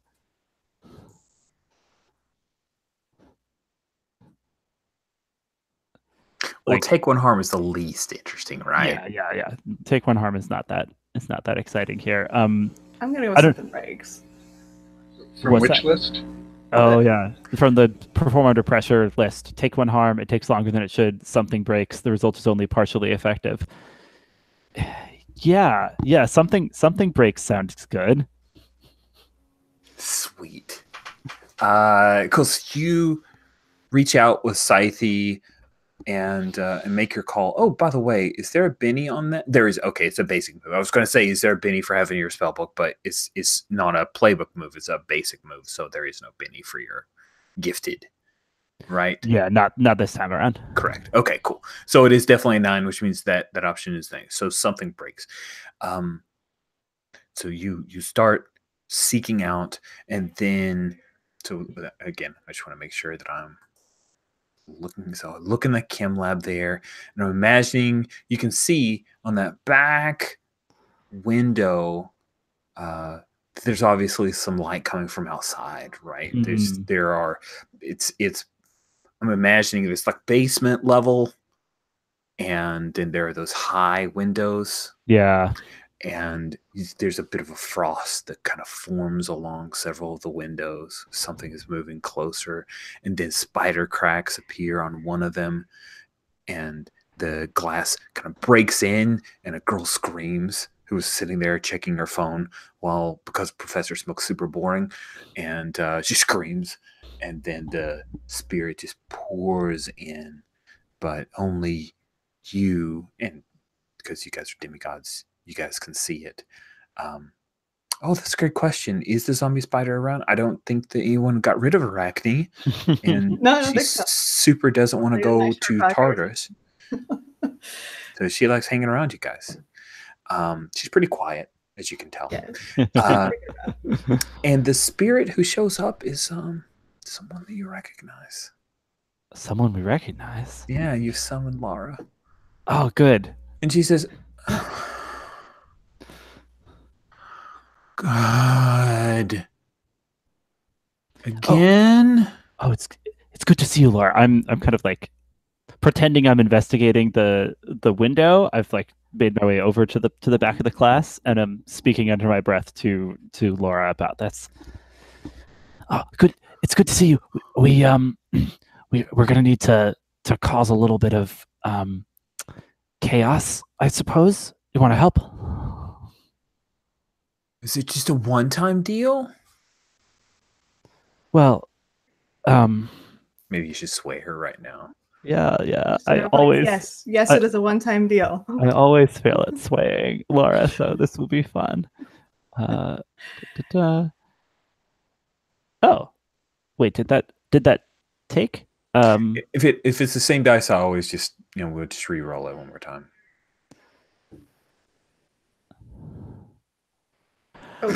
Oh, re-rolled. 4. How does sway even you work? and Laura are like she's the worst ghost. She's my worst ghost. She is your worst ghost, like, and your most reliable, like, coming to you. Yeah, she's the first one to show up and the last one to do what I want. Something breaks indeed. So let me take a look at my moves here. yeah, please. Yeah, I think Jacqueline's like, what? Well, I mean, it's never really a one-time deal since you're just haunting this campus indefinitely, right? Just putting her foot in it as she tries to interact with the spirit. I will do this only if you escort me to the land of the dead so that I can be put to rest, and I will never have to work for you ever again.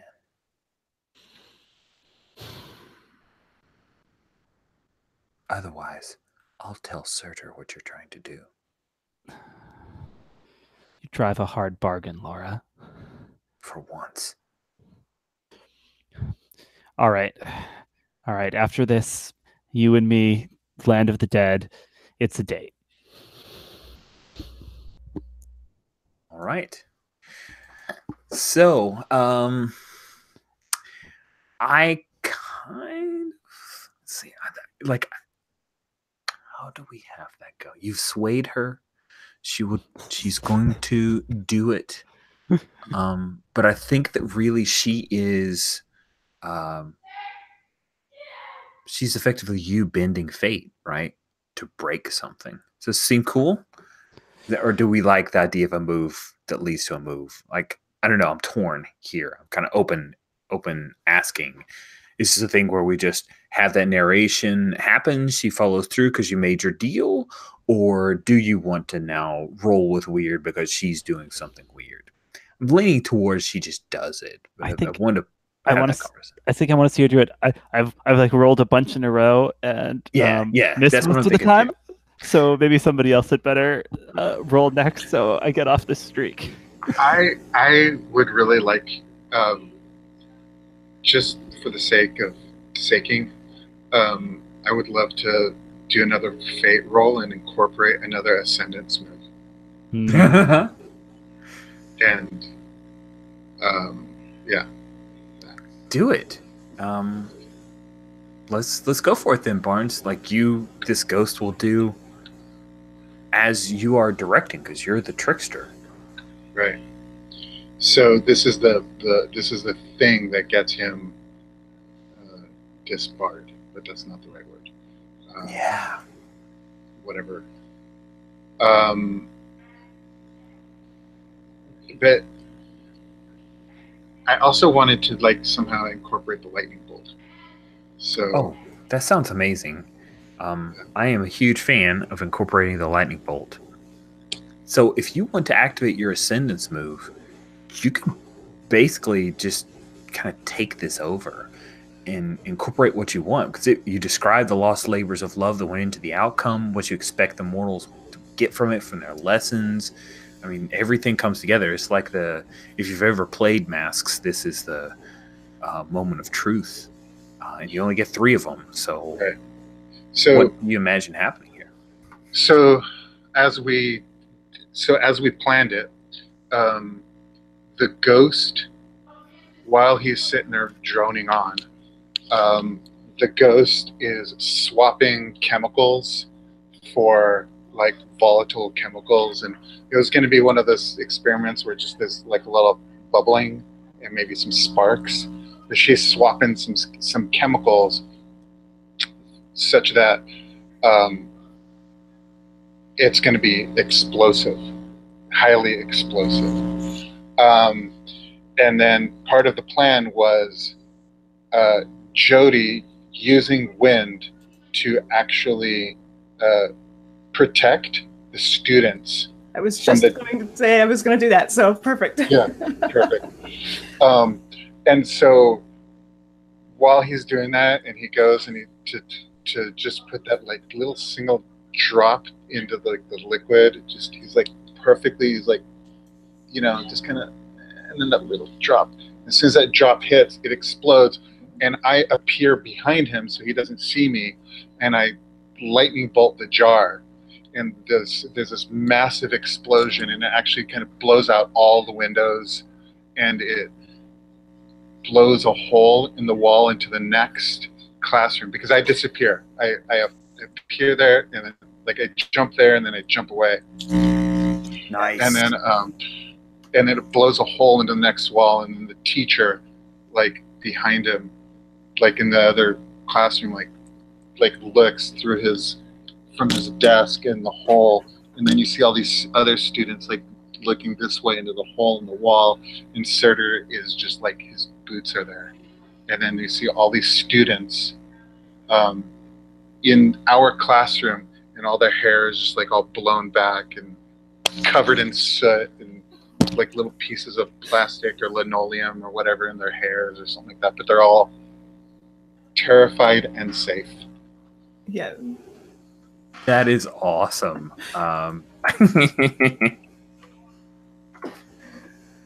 Very, very cool. Yeah, so everything walks down that path. I have Jin Liu is the TA the chemistry TA, and he's never liked Professor Smoke. He's there like taking notes. A couple of the students are whip out their phones and they're recording what's going on, and then Professor Smoke, who, I mean, just trying to see. I'm imagining he's like a Christopher Walken type, you know, just flips out when all of this goes wrong, when everything shatters around him, and he does that that Christopher Walken style like flip out maneuver where he like goes super high and then he drops his register down, and then he threatens all of the students, say nothing of this, and there's a couple of them are terrified, but others are like hashtag terrible teacher, and they're already posting watching closely. There, you can like just make out the smoke rising from his ears as he and there's several kids like recording, like, because some of the kids had wind, so they were ready, right, from the party. So they were ready exactly. to YouTube it. So don't say anything that's going on. I mean, it's very well recorded how he fucked up. Yeah, there's people Facebook Live again, got YouTube. There's even one guy who's put it on his Twitch stream, and he's like, I know it's normally Fortnite, but like it and it goes viral. Tweets and it goes viral. One guy's like, sorry guys, I know it's normally Fortnite, but you got to see this. And like, oh man, Lux is going to be so upset. We went viral without them. They could have been part of it. No, I think it's Lex retweeting it that makes it go viral. Oh, nice. So many followers. Yes, that's it. That makes sense. Like, yeah. Okay, darlings. Then bam, that's when it blows up, and all of a sudden it's on TMZ, and it's just all over. Yeah, that is great. So we go like later. All the kids are standing outside. There's a little bit of smoke that's coming out of the basement area of the science building from Professor Smoke, and he's definitely not going to have tenure any longer. And as the four of you, Gage, along with you, are all kind of watching, maybe cutting up about this, you see a slightly purple raccoon amble over and stands up, kind of sits back on his haunches. Good work. We've held up our end here, Azaban. You're going to turn yourself into Athena now? Yeah. She's wise. It'll go fine. What was your problem with Smoke anyway? You never said. I know. Have a good day. Yeah, have fun with Athena. His little raccoon tail kind of wiggling as he goes, and he disappears around a corner. Yeah. Still don't trust that guy. Nice quote.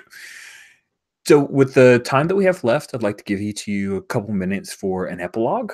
This is a chance to kind of put your character to bed. Although I've had a deliriously good time, I can't guarantee you when this will get back on the calendar anytime soon. So let's make sure you have a chance to kind of do anything. This will be the post. I kind of see it as like the post-credit sequence of our movie. Our 3-part movie that we put out. Like, it was really supposed to be just Demigods, like a single movie, but we found out it was going to be really successful. We stretched it out. We padded it to 3 movies.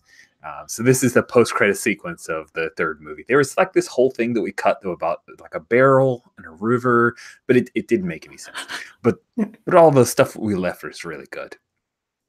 That'll be on the DVD and Blu-ray set. So who... Take a moment. Don't feel rushed. This is a thing where you are going to get narration, and it's really just, it could either be like continuing next adventures. It could be, you can jump forward as much time as you want. It could be the last few moments. It could be your ascendance. Whatever you guys think would be a fun way for us to be able to say goodbye to each of your characters from this fun 3-session bit that we got to have with them. Who would like to go first? I'll go. All right. Yeah, I don't actually have anything in mind right now, too much, but I'm on a time crunch. So like after that, we go on our day. We go watch a movie, probably Avengers, and we lament the loss of Loki, and but I know he's not dead. And then our relationship blossoms. She can almost barely not handle it, but she hangs in there, and that's our Nice. Yeah. Nice. And she also, the class that I've been tutoring in her, she kept failing the tests and not figuring it out, but she ends up getting an A in the class. Like, she gets the top score in the class. She doesn't understand how, but she's not dumb, and she knows. Barnes. That's funny. Nice. Cool. Alexia or Bethany, who would you do to if you would like to go? Wish I could think of something really cool. I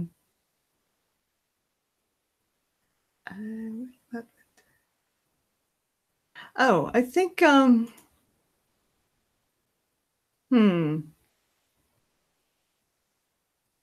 I think Jody is trying to find a way to like get Diego back. Nice. And I don't know. I don't know if this is a thing that that Jacqueline is also doing. So, go for it. Okay. I'm like, are they working together on this, or is this a like? You can be included in Jody's thing, and then even do your own thing as well. That definitely works for me. Okay, yeah, because Jacqueline is the one who actually knows about the whole Land of the Dead thing, and I think I think now that like the machine is shut down, I think they actually have to go find whatever the thing that we never actually said what it was called, the fuel for the machine, which probably involves like a whole nother heist. Like, we have to steal something from, I don't know, like the nuclear physics lab. Oh yeah. It's like, that's why it opened up the vortex. It didn't have the fuel. I knew that it would only work with the fuel. Right. Yeah. So we have to do that to like open up the vortex again, and it turns out there's other supernatural beings who are interested in this. So there's obviously a big battle. This is the sequel. This is where Bethany this is where Jody cuts loose. Yeah. Yeah. In hey, in the other world, you can do all the damage you want. It won't affect your world, right? Nice. Good work. Thank you, Bethany. Last but not least, Lexi, what about you? Yeah, I think we see it's there's snow on the ground, right? Like that's the world we're living in here. Sometime like at midnight in the snowy quad, Jacqueline is standing there on the in the kind of like fresh fallen snow, and hovering next to her is the spirit of Laura. And Jacqueline kind of calls from the shadows her Kopesh and traces a circle in front of them in the air.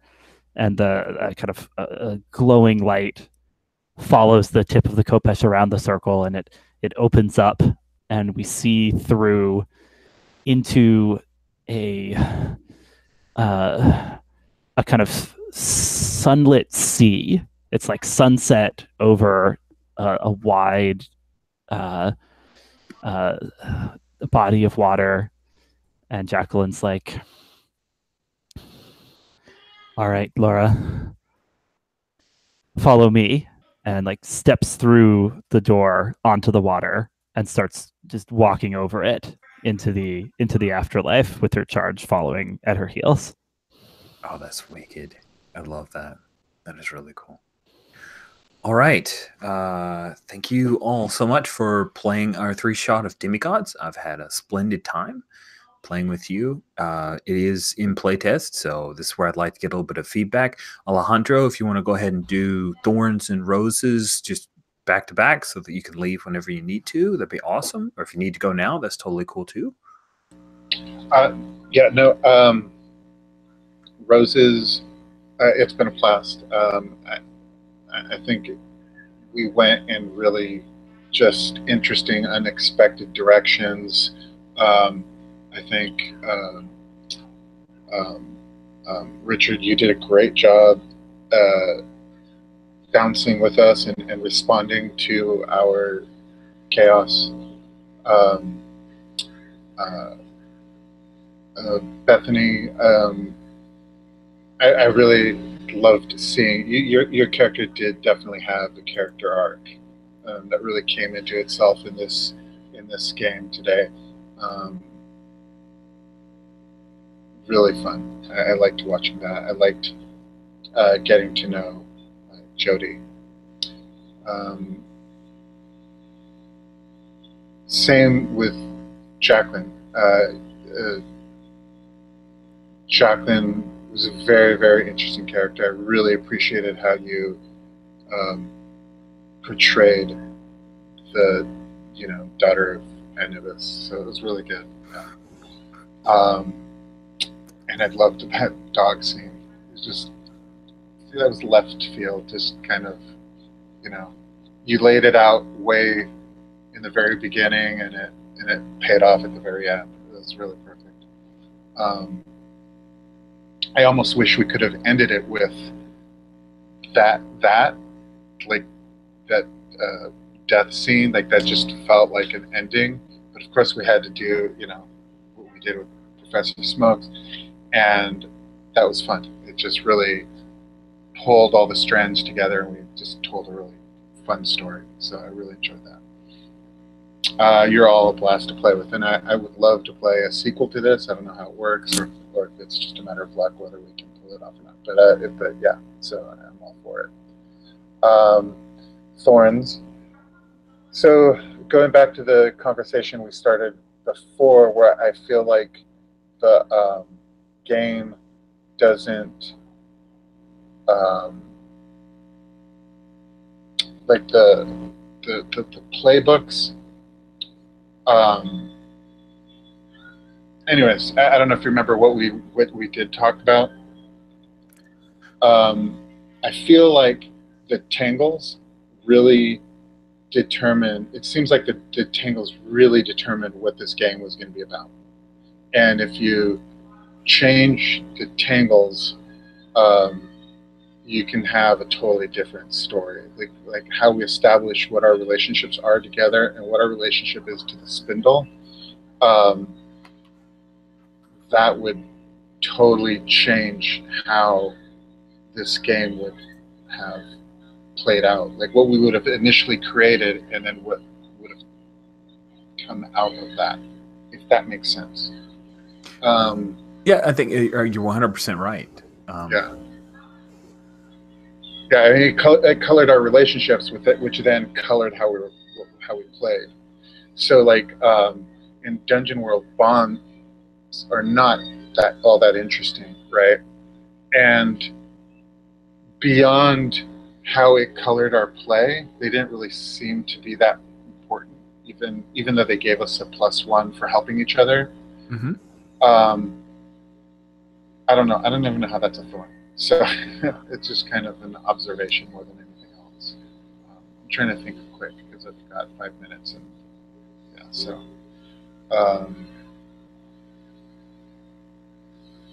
that's all I've got to say right now. So. Cool.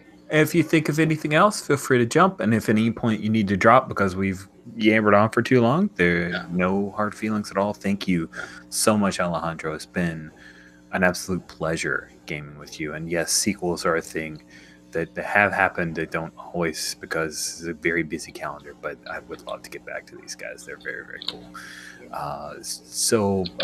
Because Alexi did the last of the epilogues, I'm going to make you go next for Thorns. What Thorns did you have from tonight's session or from the 3-shot?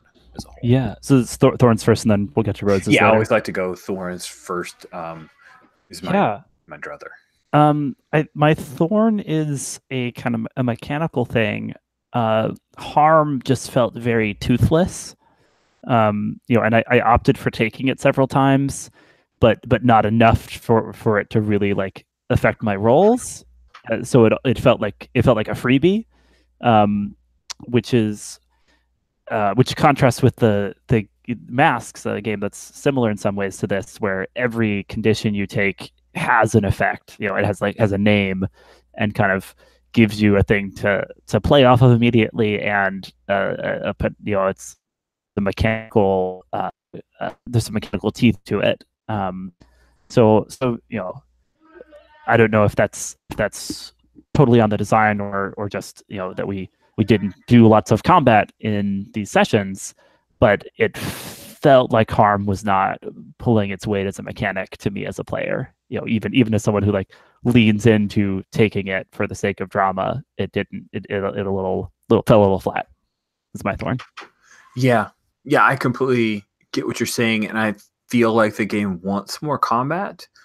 But maybe it was designed for more combat. If you look at the Arcane playbook, like, you can cast spells. What do your spells do? They harm people, or they heal people, or they, and you look at the boons and banes for bending fate. I think that combat is a lot more of a drive within the basic moves and several of the playbook moves, and that wasn't where I pushed the story, and it wasn't where you guys seemed to. But I feel like, and this is a thorn for me, and I'm sorry I'm jumping in front of you, Bethany, but I didn't. I'm about to sneeze. Hold on. I'm sorry.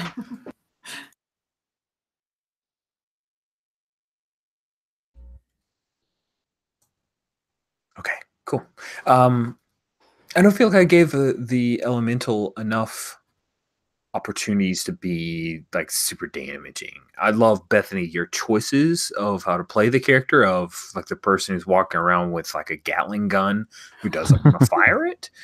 But I think in order to, I think it's also a pretty combat centric, or like it feels like it's meant to be very combat centric, and this was not a combat centric game, which is why I started making that choice.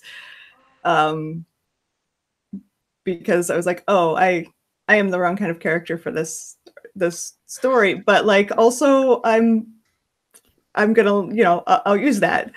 So I'm not I don't think it was a bad choice, but it was because I think it ended up being fun to play. But yeah, there are definitely it seems like the playbooks are not all meant for the same game. I think that's a really interesting observation. I think you're right.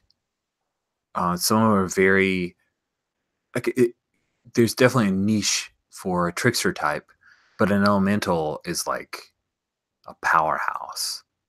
And while I feel like I'm sorry, I'm harping on it, but I'll just say one more thing. We made a cool story out of your choices to use the elemental, but as far as a play test to see what the elemental can do, I gimped us by not having more combat and physical threats present so that you could unleash. And if I had it to do over again, I would have tried to angle for that a little harder at the outset. I mean, there was always a chance things went really badly with Anubis and we had to fight our way out of that pyramid. That would have been crazy. Oh, yeah. I mean, you guys could do it. The 3 demigods are supposed to be able to. Anyway, okay. Bethany, any other thorns that you had? Aside from the playbooks, like I think it would be hard to create a story that actually like played to all of those characters' strengths and like kind of gave everyone a chance to use all their moves, things like that. I don't know. That would be maybe a longer campaign. You would be able to work all of them in, but yeah, it definitely feels like there are some characters who are meant for combat, and there are some characters who are meant for the kind of story we played. And the other thing is, I agree about the harm yeah, I had no problem taking harm. I was not the least bit worried about having harm and like, oh, do I fix this? No, I'm not even going to worry about it. Because I think I kind of like. No, actually, the being, you know, you get up to 7 harm, right? And then after you're dead, you can still do stuff. So, I think I like the idea that after you're dead, you can still do stuff because you're a demigod. But so maybe just being able to only take, you know, 4 harm would maybe make that a little bit more consequential. I think you're onto something there personally, because I would love to see somebody die in this game because I think it's fascinating. Yeah, I had there been combat, I would have leaned into that just to see what happened. I mean, we had a Reaper here. I know. No. Yeah. Thank you, Bethany. Anything else? Roses. Yes, the dog scene was actually everything about Jacqueline and in that, you know, land of the dead pyramids. Everything there was beautiful. Mm-hmm. Oh, thank you so much. It was so much fun to play. Yeah, that was top notch. It was really, really like, oh God, this is such a payoff. I was so glad that we ended up in this place that I didn't expect. That was great. Yeah, did you just like as we're decide, yeah, we're gonna walk into this maelstrom of ghosts, we're like, well, I guess I better send them to the land of the dead. Yeah. That was very nicely done and such a fun way to take that. Yeah. Yeah, it was. You guys handed that to me. You handed all of that to me. Like, I was so excited when you're like, "Oh, we gotta deal with the ghost machine." I'm like, "Hell yes, you do. That's awesome." Really, really cool. Awesome. So Bethany, any other roses or that got your roses? It's you all are very fun to play with, and you know, if there's a sequel, I will definitely want to sign up for that because that's awesome. But or you know, if I see your you know, any of y'all's names on the, you know, on the RSVP site, you know, I'll look out for it because all of you have been great fun to play with. Sweet, same here. I agree. I'm delight whenever I see names, and I'll be looking for y'all's names for sure. Alexi, what roses did you have? Oh man, I mean, a rose to you as GM for that Land of the Dead sequence.